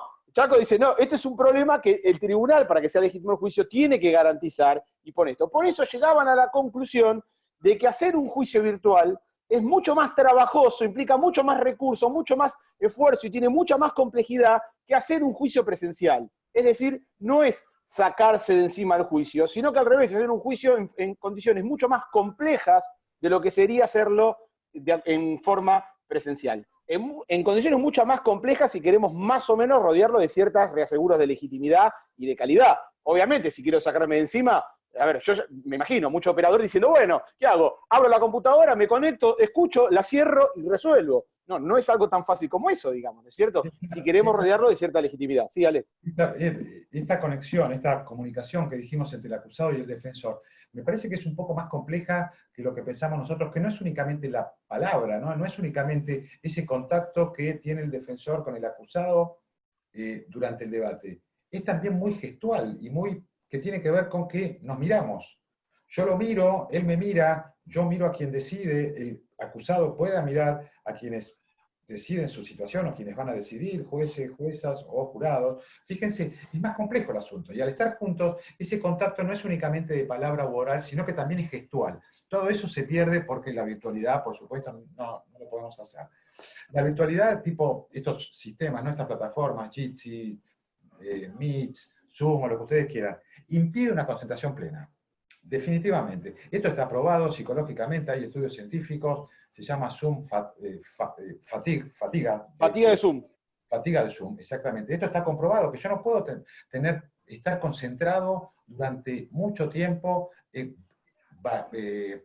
viendo a través de cámaras, de televisión o lo que sea, estar en tensión, prestando esa atención, para la redundancia, ¿sí? La atención que debo tener, y fíjense, ni más ni menos una concentración que yo pierdo y cuando tengo que terminar resolviendo una cuestión tan importante como la libertad o no de una persona, ¿no? No nos olvidemos que los juicios tienen un montón de complejidades, que entre ellos está no solo la cantidad de intervinientes, por eso son las cuestiones más excepcionales, ¿no? La cantidad de intervinientes, testigos, la prueba, y generalmente la gravedad de las infracciones que se juzgan con el riesgo que esto implica. Pensemos ustedes, ¿cómo hago yo para estar de manera concentrada muchas horas, cosa que no sucede en las audiencias presenciales? Yo puedo cortar, puedo hacer cuartos intermedios, podemos seguir mañana, podemos hacer no sé, muchas cuestiones, pero no voy a estar tanto tiempo y no fatiga tanto. Esto me parece, la pantalla fatiga, y a todos los que damos clases de manera virtual nos damos cuenta. A mí me cansa muchísimo más esta manera que estar con Cristian horas, horas y horas, como solemos estar, y divirtiéndonos de otra manera. Perdón, Ale, ya tendría que ir cerrando como para pasar a las preguntas, si quieren ir diciendo lo último. No, déjame dos aclaraciones. Una es, digo, que esto que dice Ale de la fatiga de Zoom no es una mera percepción de Ale. Digamos, hay estudios hechos por neurociencias que lo demuestran, digamos, lo que dice que el cerebro humano está preparado para captar, para interactuar en forma física, digamos, ¿no? Y cuando la interacción no es en forma física, sino que es virtual, los mensajes que capta el cerebro son diferentes, nosotros no lo percibimos, pero el cerebro está haciendo un esfuerzo mucho mayor para poder asimilar esa información porque está permanente buscando las interacciones y respuestas propias de una comunicación física. Y esto genera la fatiga que decía Alejandro. Y digo, para cerrar, no sé si te parece, Ale, hay una gran pregunta que suele hacerse esto y que parecería que lo justifica todo y dice, bueno, está bien, está fantástico, el juicio virtual no puede hacerse porque es una porquería, listo. ¿Y qué hacemos con las personas que están presas esperando un juicio? ¿No es cierto? Y ahí parece donde nos vienen a correr. Dígame, antes que cierres con eso, que sí puedo dale. Déjame decir dos cositas, por lo menos de mi parte, y si querés, después. Dale. Pasando en limpio, ¿no? Más allá de esos inconvenientes y algunos más que podríamos ver. Digamos en síntesis, excepcionalmente podrían hacerse algunos juicios muy sencillos, siempre buscando el acuerdo de las partes pueden opinar, el juez termina decidiendo, por supuesto, poniendo por sobre todo las garantías, y fundamentalmente parecería acá que el gran tema es la defensa-juicio, ¿sí? Preguntar a las partes si están de acuerdo, tratar de simplificar ese tipo de cuestiones, y un juicio muy sencillo quizás podría hacerse, pero sencillo. Perdón, Ale. Sí. Que las partes estén de acuerdo no implica, mirá, te ofrezco, quiero ver si estás de acuerdo en hacerlo virtual. No estoy de acuerdo. Bueno, entonces por dentro, ¿no? Entonces te hago pelota. Eso no es buscar acuerdo, digamos, ¿no es cierto? Exactamente. Sí. Bueno, no, creo que podríamos seguir hablando mucho más, pero bueno, creo que lo que iba a decir Cristian, yo sé a dónde apunta porque ya lo venimos hablando nosotros. Cristian, dale. Bueno, no, entonces está esta pregunta. ¿Qué hacemos mientras? ¿Cómo? Claro, porque la pregunta sería para que la conteste. ¿Qué hacemos mientras tanto con el gran problema con el que empezamos esta charla? ¿Qué hacemos con los juicios que estaban programados y no se podían hacer? ¿Qué hacemos con las personas detenidas que van a seguir detenidas eternamente? Porque nuestro sistema es así. No te podemos hacer el juicio, pero mientras tanto te quedas detenido. ¿Qué hacemos con eso? Todos queremos correr para ver cómo podemos hacer. Obviamente, nos estamos dando cuenta que hay algo que está andando mal. Sí, bueno, un poco. ¿Qué hacemos mientras tanto? Más allá de trabajar y tratar de ver cómo hacemos para volver, en cada jurisdicción es distinto, no nos olvidemos, hay provincias donde sí ya pueden volver prácticamente de manera presencial o pueden empezar a hacerlo, nosotros ni siquiera, por lo menos en el conurbano profundo, no podemos ni siquiera pensar. En otras localidades, por ahora. Pero bueno, Cristian, sí, como para ir terminando. No, decía, digamos, ¿qué hacemos con las personas que están detenidas esperando un juicio? Y la respuesta, perdón, que no es nada original y es muy obvia, digamos. Nosotros ya tenemos un sistema normativo, tenemos un sistema constitucional que ya nos dice qué hacemos. Digamos, que no nos guste es otra cosa, ¿no? Pero ¿cuál es el principio para nuestra Constitución? ¿La inocencia o la culpabilidad? Bueno, el principio es que una persona es inocente. Decimos, excepcionalmente podemos detenerla. Bien, ¿por qué? Y porque hay un proceso, porque hay riesgos procesales y demás. ¿Y la detenemos en función de qué? A la espera de un juicio. Si ese juicio no puede realizarse, tenemos un problema con esa prisión preventiva. Y si el juicio no puede realizarse por el coronavirus, yo no sé quién pagará los platos rotos, pero quien menos lo tiene que pagar es la persona acusada, digamos, ¿no es cierto? Ahora, está claro que hay situaciones y situaciones. para la legitimidad de una prisión preventiva hay muchos requisitos, no solamente de excepcionalidad, así que tienen que existir riesgos procesales, también el principio de necesidad, que es que hay que evaluar cuál medida de coerción es suficiente para neutralizar los riesgos procesales, de proporcionalidad, ¿no es cierto? Que la medida de coerción no tiene que superar a la eventual pena ni cualitativa ni cuantitativamente, el de provisionalidad, que permanentemente se tiene que hacer una reevaluación, es decir, no es que dijimos hoy hay riesgos procesales porque peligro de fuga, lo decimos hoy y dentro de 10 años volvemos a repetirlo y ya lo dije hace 10 años que había riesgo de fuga. No, eso es una reevaluación permanente. Entonces, si el juicio no puede habrá que ver caso y caso. Habrá casos en los que amerita prolongar esa detención, por complejidad del caso, por lo que sea. Habrá casos en los que no lo amerita y tendrá que haber libertades. Y habrá casos en los que tendrá que haber una opción intermedia, que también nos resistimos muchísimo, porque no es que el principio es la detención, excepcionalmente la libertad, y la morigeración es más excepcional todavía que la libertad. Es al revés. De hecho, la Corte de Loyo Freire, por ejemplo, lo dijo, digamos, entre el abanico que va entre la detención en una cárcel y la libertad, hay una serie de opciones que van desde una libertad vigilada, ¿no? Con monitoreo y demás, hasta por última instancia la detención preventiva. Entonces, ese es el carril que debe abordarse. Digo esto porque si nos quieren correr desde el lado de las garantías, con que nosotros con decir que no se pueden hacer los juicios virtuales, estamos diciendo que los presos tienen que seguir presos, no. Estamos diciendo que esos presos tendrán que analizarse caso por caso, constitucionalmente, para abordar cada situación. A ver, ¿que nos provoca ruido? Seguro. De hecho, nosotros tenemos que el último fallo de la Corte sobre el tema de COVID y demás generó efectos totalmente distintos a los que busca el fallo. O sea, Casación dijo, tiene que haber domiciliarías para determinados grupos de riesgo. El fiscal de Casación, Altuve, recurre no negando eso. Él niega otra cosa, él niega la cuestión colectiva, digamos, no, pero él dice, es cierto que hay que tomar medidas, es cierto que la situación es grave y es cierto que tiene que haber alternativas en muchos casos. Esto lo dice el fiscal de Casación. La Corte básicamente hace lugar a eso. ¿Y cómo fue leído? Ah, no, la Corte bajó el pulgar, no se da nunca más una domiciliaria.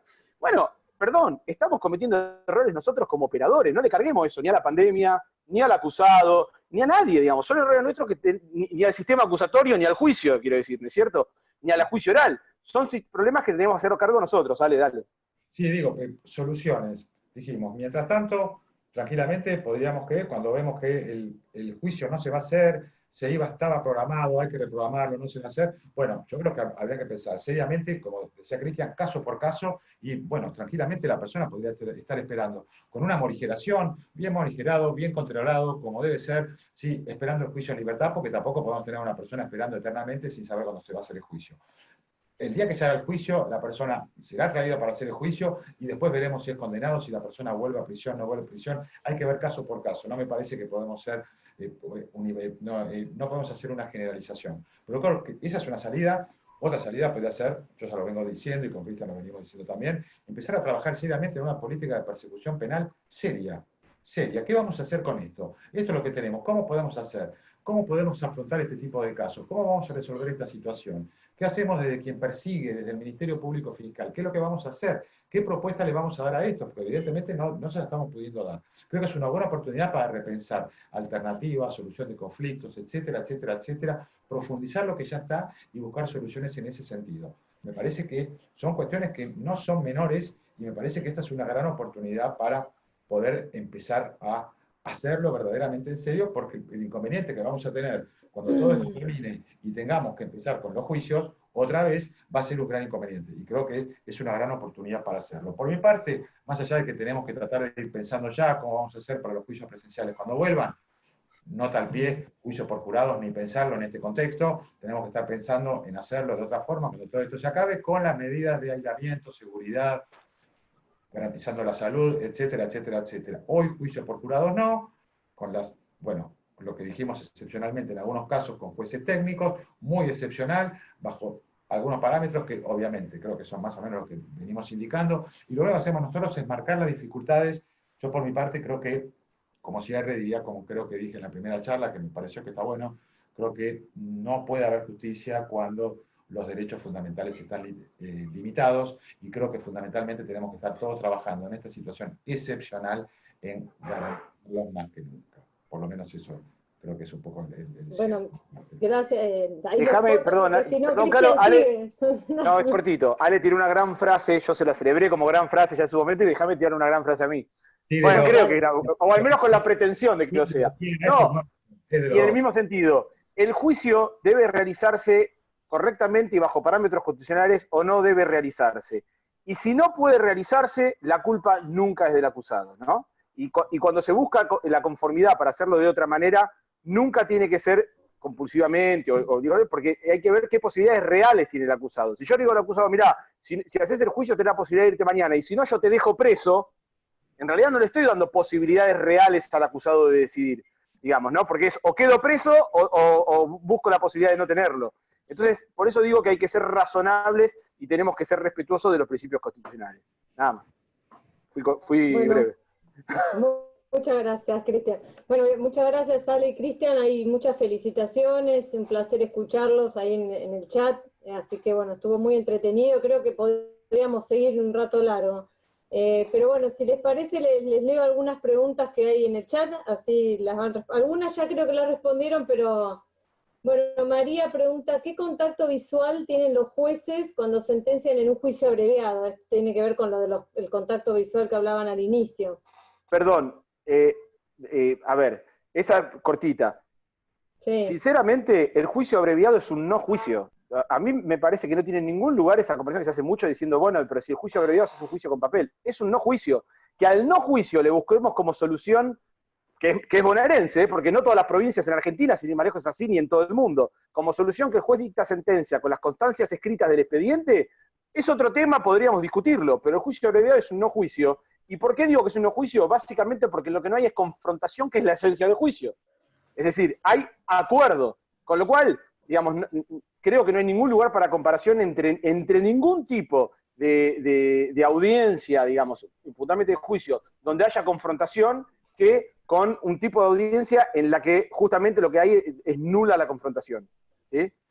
sí, creo No que sé acá, si... apoyando un poco lo que dice Cristian, ¿no? Creo que en el juicio abreviado la defensa lo que hace es, no voy a confrontar, no me interesa, estoy resignando esto, quiero que lo que está lo hagan. No es que me voy a quejar después porque lo que suele suceder, me voy a quejar después porque no escucharon al testigo. Bueno, yo estoy diciendo que no quiero confrontar la prueba de cargo, esta hipótesis no la voy a controvertir y quiero que con esto me juzguen de esta manera, con lo escrito, y eventualmente con el tope de pena, lo que ya sabemos cómo es el juicio abreviado. Pero creo que ahí no, este inconveniente no aplica a ese tipo de situaciones. Ok, y también María, que es María Sayago, a la cual también me olvidé de agradecer mucho porque esta charla tiene mucho que ver con su esfuerzo personal, también pregunta y dice, ¿están de acuerdo en la afirmación que la situación del ASPO debe forzar a las partes para poder sostener los juicios presenciales en trabajar seriamente la pertinencia de la prueba a fin de evitar la producción de prueba innecesaria? A ver, ¿Se entendió? no sé si entendí del todo. Te lo digo resumido lo que dijiste, decime si es correcto, o María, que lo diga, que creo Sí. que hice esa pregunta. Digamos, si esta situación de emergencia sanitaria lo que hace es que tengamos que tener más cuidado en tratar la admisibilidad de la prueba, para reducir. Sí, en verdad que debe forzar a las partes para sostener los juicios presenciales y trabajar seriamente en las pertinencias de la prueba. Bueno, por eso. Sí, pero creo que eso es un problema que excede a la emergencia actual y es un problema general que tenemos que aprender a tratar mejor la prueba. O sea, ¿de dónde surge la calidad, más allá de las cuestiones procesales, de la decisión, ¿no? De que está tomada con información de calidad. ¿Por qué decimos que la información es de calidad? Porque hubo un control horizontal fuerte, es decir, que digamos, la información no se produjo en audiencia frente a todos y fue controlada por quien tenía interés en controlarla. Y aparte, porque esa información que se sometió al control fue información que fue declarada admisible por un juez o una jueza técnicos, ¿no es cierto? Entonces, me parece que ahí es algo que no puede ser el juicio la gran bolsa donde entra todo, porque total el juez es bueno y sabio y va a saber separar lo bueno de lo malo. Creo que hay que reforzar los controles de admisibilidad, sin dudas, en general, como se hace en los juicios por jurados, digamos, hacerlo para los tribunales técnicos. Ahora, avanzar en eso, ciertamente creo que puede ser una buena herramienta. Una vez que se reanuden la posibilidad de juicios presenciales, que ya hay mucha parte del país donde están empezando a hacer, incluso de la provincia de Buenos Aires, digamos, que no es que estamos hablando de Marte, digamos, para que una vez que se reanuden, podamos tener mayor agilidad para ponernos al día, si se quiere. Es decir, esa necesidad que excede a la emergencia y que es general, tiene una resignificación, por así decirlo, en su necesidad ante esta circunstancia. No sé si era tu pregunta, María, pero si era así, coincido en eso. Yo le agregaría un poco Poné dedito para arriba. Yo también lo pongo y te quiero decir algo más. Me parece que es una buena oportunidad también, no todo lo que dijimos antes, sino que empezar a trabajar fuertemente en la audiencia preliminar. Porque si nosotros podemos trabajar fuertemente en la audiencia preliminar, no solo vamos a poder resolver conflictos sin tener que llegar a juicio en muchos casos, y en otros casos el juicio va a estar acotado a lo realmente que tiene que ser controvertido. Y tal vez el juicio puede ser muy sencillo y excepcionalmente, miren hasta dónde me tiro.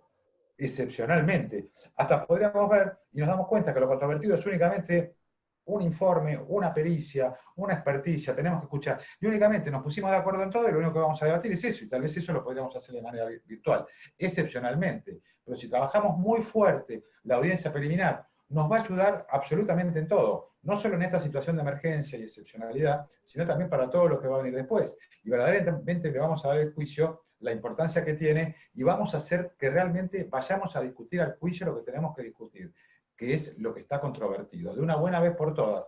Terminemos con las pruebas piloto, que se todo lado, empecemos a darnos cuenta que esas audiencias, como venimos diciendo hace tiempo inveterado con Cristian y por todos lados, es esencial para poder lograr que el juicio sea de la forma en que nosotros creo que pretendemos y aspiramos todos, ¿no? Bueno, después Victoria Giglio dice que en Santa Fe se hizo un juicio con todos presentes, a excepción de un magistrado por cuestiones médicas. ¿Qué dificultad le ven a este esquema? Claro, en esta excepcionalidad. Creo que tiene que ver con lo que habíamos hablado antes del sistema mixto, ¿no? Lo que podía ser lo mixto. Si se puede o no. Yo creo que yo veo un serio problema ahí. Es decir, creo que claramente el magistrado o magistrada, no sé qué era, que está en forma virtual, no está en igualdad de condiciones que sus pares que estuvieron presenciales. Con lo cual, me imagino que no puede haber una adecuada deliberación, porque no va a ser una deliberación, o sea, me imagino esa deliberación en que si es disidente, digamos, ¿no? En la discusión, el que estaba en forma virtual, para el lado que sea, va a ser fácilmente neutralizado por los otros que dicen, pero no, claro, vos porque no estuviste presente. Tenías que estar presente y tenías que ver lo que era. Entonces puede ser por razones, muchas de las que decíamos ahora. Entonces me parece que no va a estar en igualdad de posición, así que yo no lo veo correcto. En cuanto al juicio mixto, hay que ver qué es el juicio mixto, ¿no? Digamos, en este sentido, porque el juicio mixto es el de Levene, en realidad, pero cuando digo el mixto en cuanto a desde el punto de vista virtual, es, bueno, pero no, unos físicamente. Sí, otros no. No, físicamente los jueces, el tribunal, físicamente la fiscalía, físicamente la defensa y el acusado, supongamos, ¿no es cierto? Bueno, ahí superamos algunos problemas, como por ejemplo la comunicación entre el abogado y su cliente, pero hay otros problemas que son los que hacen a la confrontación, al control, a las posibilidades de persuasión y demás, que no los solucionamos y los seguimos manteniendo. Por eso antes decíamos que de hecho, reconocíamos que siempre hicimos interrogatorios virtuales. Claro caso en Provincia de Buenos Aires son los peritos de La Plata, clarísimo caso, ¿no? Pero siempre lo reconocimos como un interrogatorio precario y de mala calidad. Digamos, quienes litigan acá seguramente coincidirán conmigo en que cuando tenían que llevar a un testigo virtualmente, si el caso era importante, se querían matar y hacer un esfuerzo y trataban de hacer lo posible para que el perito venga, ¿no es cierto? Y fíjense qué paradójico, porque en definitiva parecería que no le sirve, que perjudica a todos. O sea, quien lo trae porque no va a tener persuasión suficiente, y quien controla porque dice que no pueden controlar adecuadamente. O sea, nos perjudicamos todos y sin embargo que consentimos que se haga de esta manera. Entonces, bueno, no sé si más o menos también responde la pregunta. Ale levanta la mano. Sí, yo también levanto la mano. Digo, yo no veo tanto inconveniente en esa situación que plantean desde Santa Fe. Digo, ¿por qué? Por supuesto que no es lo mejor, eso está fuera de toda discusión. Pero creo yo, si las partes están de acuerdo y la defensa dice, yo no tengo problema. Otra posibilidad hubiera sido cambiar ese juez que no puede estar de manera presencial. Si las partes no tienen problema, sorteamos un nuevo juez, si otro juez se integra, estamos todos presenciales, estamos tranquilos. Listo. Evidentemente la defensa no debe haber tenido ningún problema que ese juez estuviese en la casa y todos los demás presentes. Fíjense que es excepcional. Yo no le veo tanto inconveniente y creo que, sobre todo si las partes están de acuerdo, están todos de acuerdo, la defensa, sobre todo la defensa, me dice, no tengo problema en que esta persona esté en su casa, los demás vamos a estar todos juntos, después si tienen que deliberar, lo podrán hacer por Zoom, no sé, por chat, como ustedes quieran, no sé. Bueno, yo no veo tanto inconveniente. Otra solución hubiera sido directamente, si la defensa no estuviera de acuerdo, bueno, podemos sortear otro nuevo magistrado que pueda estar presente. Por supuesto que no es lo ideal, ¿eh? Yo estoy totalmente de acuerdo, no es lo ideal. Sí, pero acá dice Victoria que no se hizo al final, que se planificó, pero no se hizo. Claro, pero fíjense, no creo que si estuvieran todos de acuerdo, yo no veo tanto inconveniente. Tanto, fíjense, pero los demás están todos presenciales. Los demás sí, está la fiscalía, el acusado, los testigos, los otros dos jueces. Fíjense, es uno y si están todos de acuerdo. Y si no están de acuerdo... Perdón, Ale, lo que pasa es que la pregunta, vos haces énfasis en el acuerdo, y la pregunta es, bueno, ¿es indispensable y necesario? ¿O no, tenemos otro mecanismo para hacerlo mejor y más prolijo? Y la verdad que lo tenemos, digamos, ¿no es cierto? Es decir, esto decía que era en Santa Fe, no sé en qué jurisdicción, pero ¿cuántos jueces hay en esa jurisdicción de Santa Fe? Y deben ser muchos seguramente, digamos, como que claramente puede salir uno solo, ¿es un solo juez? Bueno, estamos en problema. Ahí van a tener que... No quiso decirlo, pero en realidad era un juicio de narco, de tráfico, donde eran 45 detenidos, pero bueno, no. Claro, bueno. Bueno. Bueno, si tuvieran jurados no tendrían ese problema porque serían 12 miembros de la comunidad y un juez que sería uno de los que viene de afuera, digamos. Los dos vienen de afuera. Acá Victoria, uno, los otros dos vienen de afuera, los dos vienen de afuera y uno es de riesgo, dice Victoria. Si vienen dos, que vengan tres. Si en el auto entran hasta 5. Hasta puede haber jueces, como es, suplentes, digamos. O sea que la cuestión esto de lo mixto, puede haber algún problema, tapamos un problema, pero tenemos otro. O sea, puede haber deliberación de menor calidad, o puede haber el problema de la confrontación, o el que sea que falte en el juicio presencial. Perdón, Caro. Sí, dale. Sí, perdón. Yo no me quiero quedar con eso, con la deliberación de menor calidad, cuando todos sabemos lo que somos jueces, cuáles son las deliberaciones que hacemos los jueces técnicos.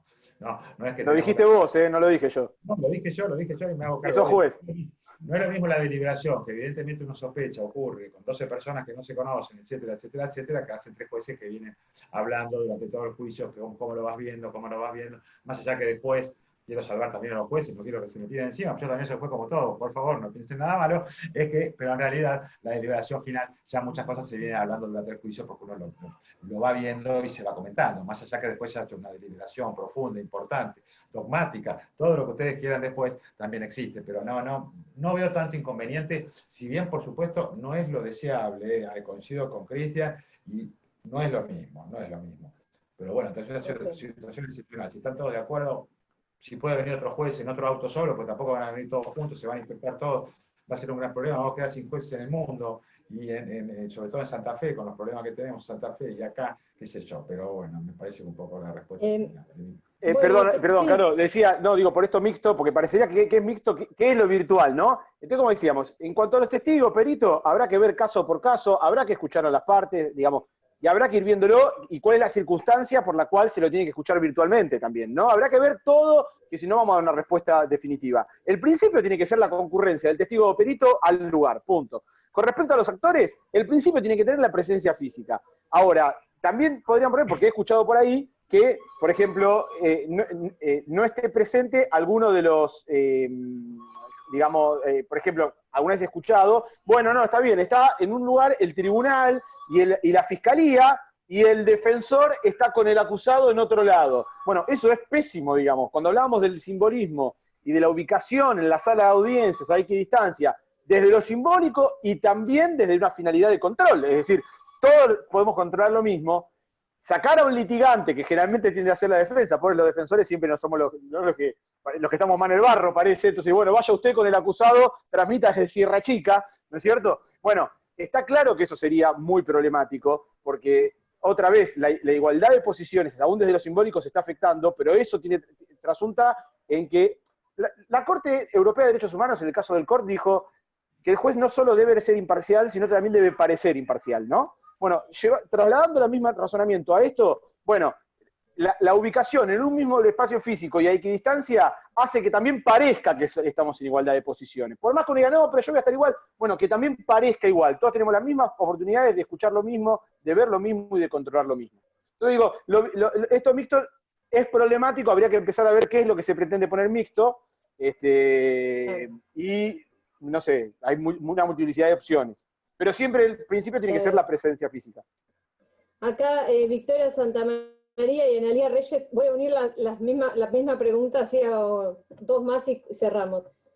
Tiene que ver con justamente definir lo más taxativamente posibles las excepciones. Y Analía Reyes dice, solo sería viable producir en forma digital alguna prueba testimonial o pericial siempre y cuando exista conformidad o en ningún caso. También lo preguntaba Vicky.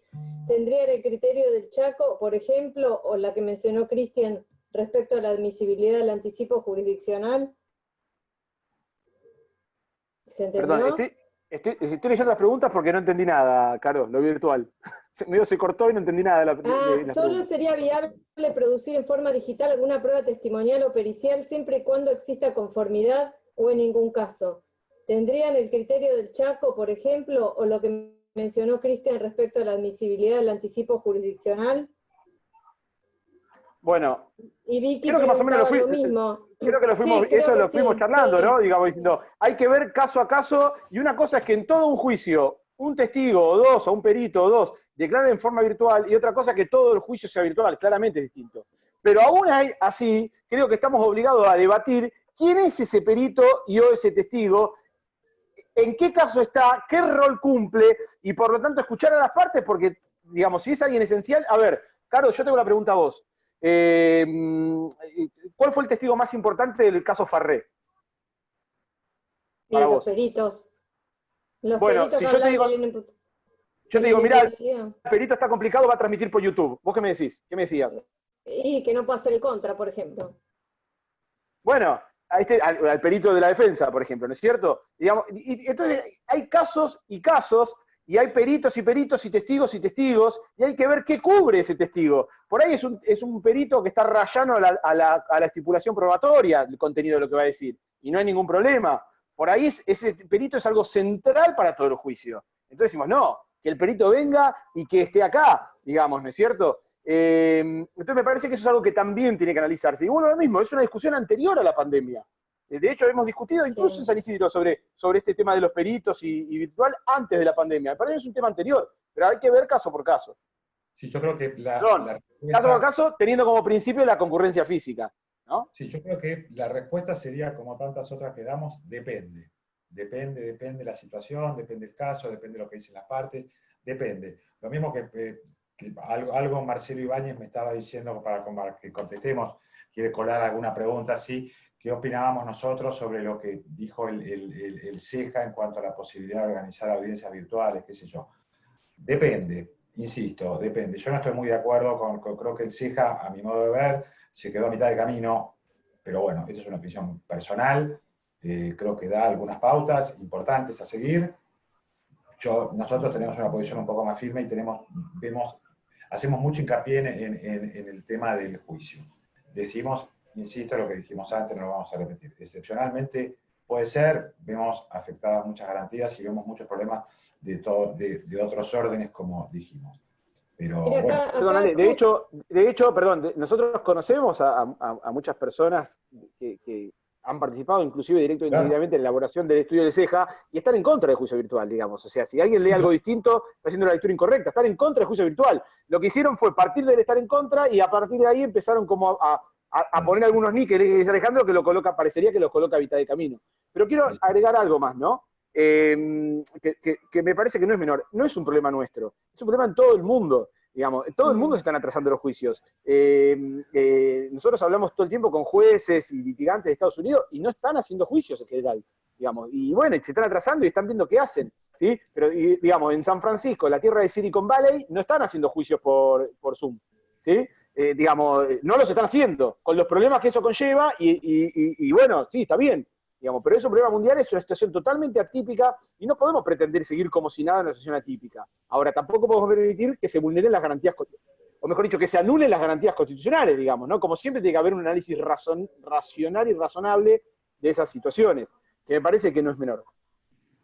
Bueno, y la última que creo que igual lo fueron contestando de Cristian, dice, ¿conocen el temperamento de la Corte? Porque no solo va a impactar en las estadísticas la no realización de juicios, sino que a su vez hay muchas personas privadas de su libertad con prisión preventiva a la espera del debate, ¿no? Perdón, ya eso lo contestaste. No conozco bien, pero la Corte ya dijo que había que reducir la población, el hacinamiento carcelario, que había que atender a los factores de riesgo y que había que tomar medidas alternativas para reducir la población carcelaria. Solo por una movida mediática. La otra vez en Entre Ríos yo di una charla y los fiscales se ofendieron porque yo dije que los jueces podían ser influenciados por la presión mediática, ¿no? Y se me ofendieron como si fuera una herejía. Digamos, ahora, si alguien encuentra en la provincia de Buenos Aires el freno que hubo a las domiciliarias en algo diferente a la presión mediática, no sé dónde lo encuentra, digamos, ¿no? Es decir, no es que se estaban dando domiciliarias como se decía en los medios, porque todos sabemos que eso no es cierto, se dieron alguna que otras domiciliarias, se armó un despelote mediático terrible y se cortaron. Pero repito, no porque lo dijo la Corte, porque la Corte siguió insistiendo en que era necesario reducir la población, la situación de hacinamiento carcelario y atender específicamente el hacinamiento por la situación. Entonces digo, no sé qué dijo la Corte, pero la Corte me imagino que no va a decir nada diferente a la subsistencia de las garantías constitucionales, al menos no explícitamente, no podría decirlo. Bueno, creo que ya estamos, y aparte ya estamos en tiempo. La verdad, un placer escucharlos como siempre. Yo me quedaría preguntando muchas cosas más, pero bueno, después se las preguntaremos por otros lados. Así que bueno, muchas gracias a Fundejus, a María, a la comisión, y acá están todos agradeciendo, a la comisión académica, a las autoridades del colegio, y a Alejandro y a Cristian, que siempre están para nosotros cuando los convocamos, la verdad, que los molesté un montón para coordinar todo esto, así que muchas gracias al dúo dinámico que siempre viene a darnos su conocimiento, así que bueno, muchas gracias. Pues yo agradecer, bueno, sobre todo a tanta gente amiga que tenemos allá por la zona, que me gusta, bueno, me encanta encontrarme con ellos, gente que conozco hace mucho tiempo y otros que hemos conocido en todos estos años, y la verdad que es un placer poder compartir con ustedes, y es un lugar donde nos tratan siempre muy bien y siempre nos gusta volver porque la pasamos bárbaro y nos divertimos mucho. Bueno, yo les agradecerles, y Caro, sobre todo en nombre tuyo, a todos los demás, que me encanta. Ahí la veo a Mariana Maldonado, también entre tantas otras. Así que bueno. Sí, Mariana les mandó un saludo. Ahí, sí, recién estaba la mexicana, Gabriela Ortiz, que es de México, así que está bastante, parece que hay gente de todos lados. Bueno, quiero sumarme y quiero agradecer a Caro, a María, a Fundejus, al Colegio de Magistrados, por la invitación. Siempre nos tratan bárbaro. Quiero agradecer a cada una de las personas que está ahí del otro lado, que parece que son varias, digamos, por habernos tolerado durante este tiempo. 98, 99. Bueno, por haber tolerado digamos, la desorganización que tenemos con Ale. Nosotros nos divierte, por eso nos resistimos a organizarnos, nos gusta pisarnos, y a Ale le gusta quejarse de que yo lo interrumpo. Así que bueno, quiero agradecerles a todos y a todas por habernos escuchado, por habernos dado el espacio de opinar. Y para cerrar, Alejandro dijo que él decía que era la última vez que vamos a hablar de esto, porque me gustaría cerrar explicando por qué. Porque nosotros creemos que en realidad es al revés. Quien pretende hacer juicios virtuales es el que tiene que hacer esfuerzos, y sobrados esfuerzos, para justificar por qué puede hacerlo. No es al revés, no debe justificarse por qué no pueden hacerse.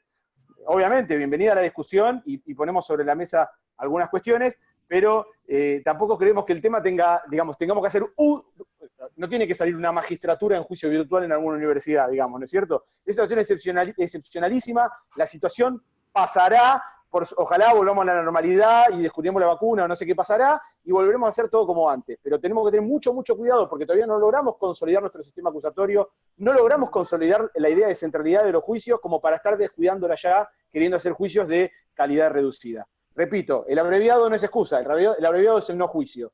Un juicio virtual sí es un juicio de calidad reducida. Un juicio físico podrá ser de mala calidad, pero por lo menos las condiciones están dadas para que pueda ser de buena calidad. Algún día los haremos. Bueno, muchas gracias. En nombre de Fundejus, sí. Dame 2 minutitos para pasar el chivo acá, que María nos dice que nos sigan en las redes para acompañarnos en las próximas actividades. Así que bueno, los invitamos a todos a que se metan en Instagram y Facebook para seguir las actividades académicas. Te doy la palabra. Gracias, Juan Pablo, por aguantarnos en esta tarde. Por favor. La invitación es respecto del próximo evento, si te parece, que organiza justamente el Colegio de Magistrados y Funcionarios de San Isidro, que auspicia Fundejus, el jueves 30 de julio a las 16 horas, titulado Estereotipos de Género y su impacto en los pronunciamientos judiciales, en la que expondrá la doctora María Gabriela Alcolumbre, jueza del Tribunal de Trabajo número 4 de Morón y miembro del Consejo Directivo de la Asociación de Magistrados y Funcionarios de Morón. Así que los invitamos nosotros también a seguir en contacto con Fundejus a través de nuestras redes sociales y demás canales institucionales. Tengan ustedes muy buenas tardes. Hasta luego, buenas tardes.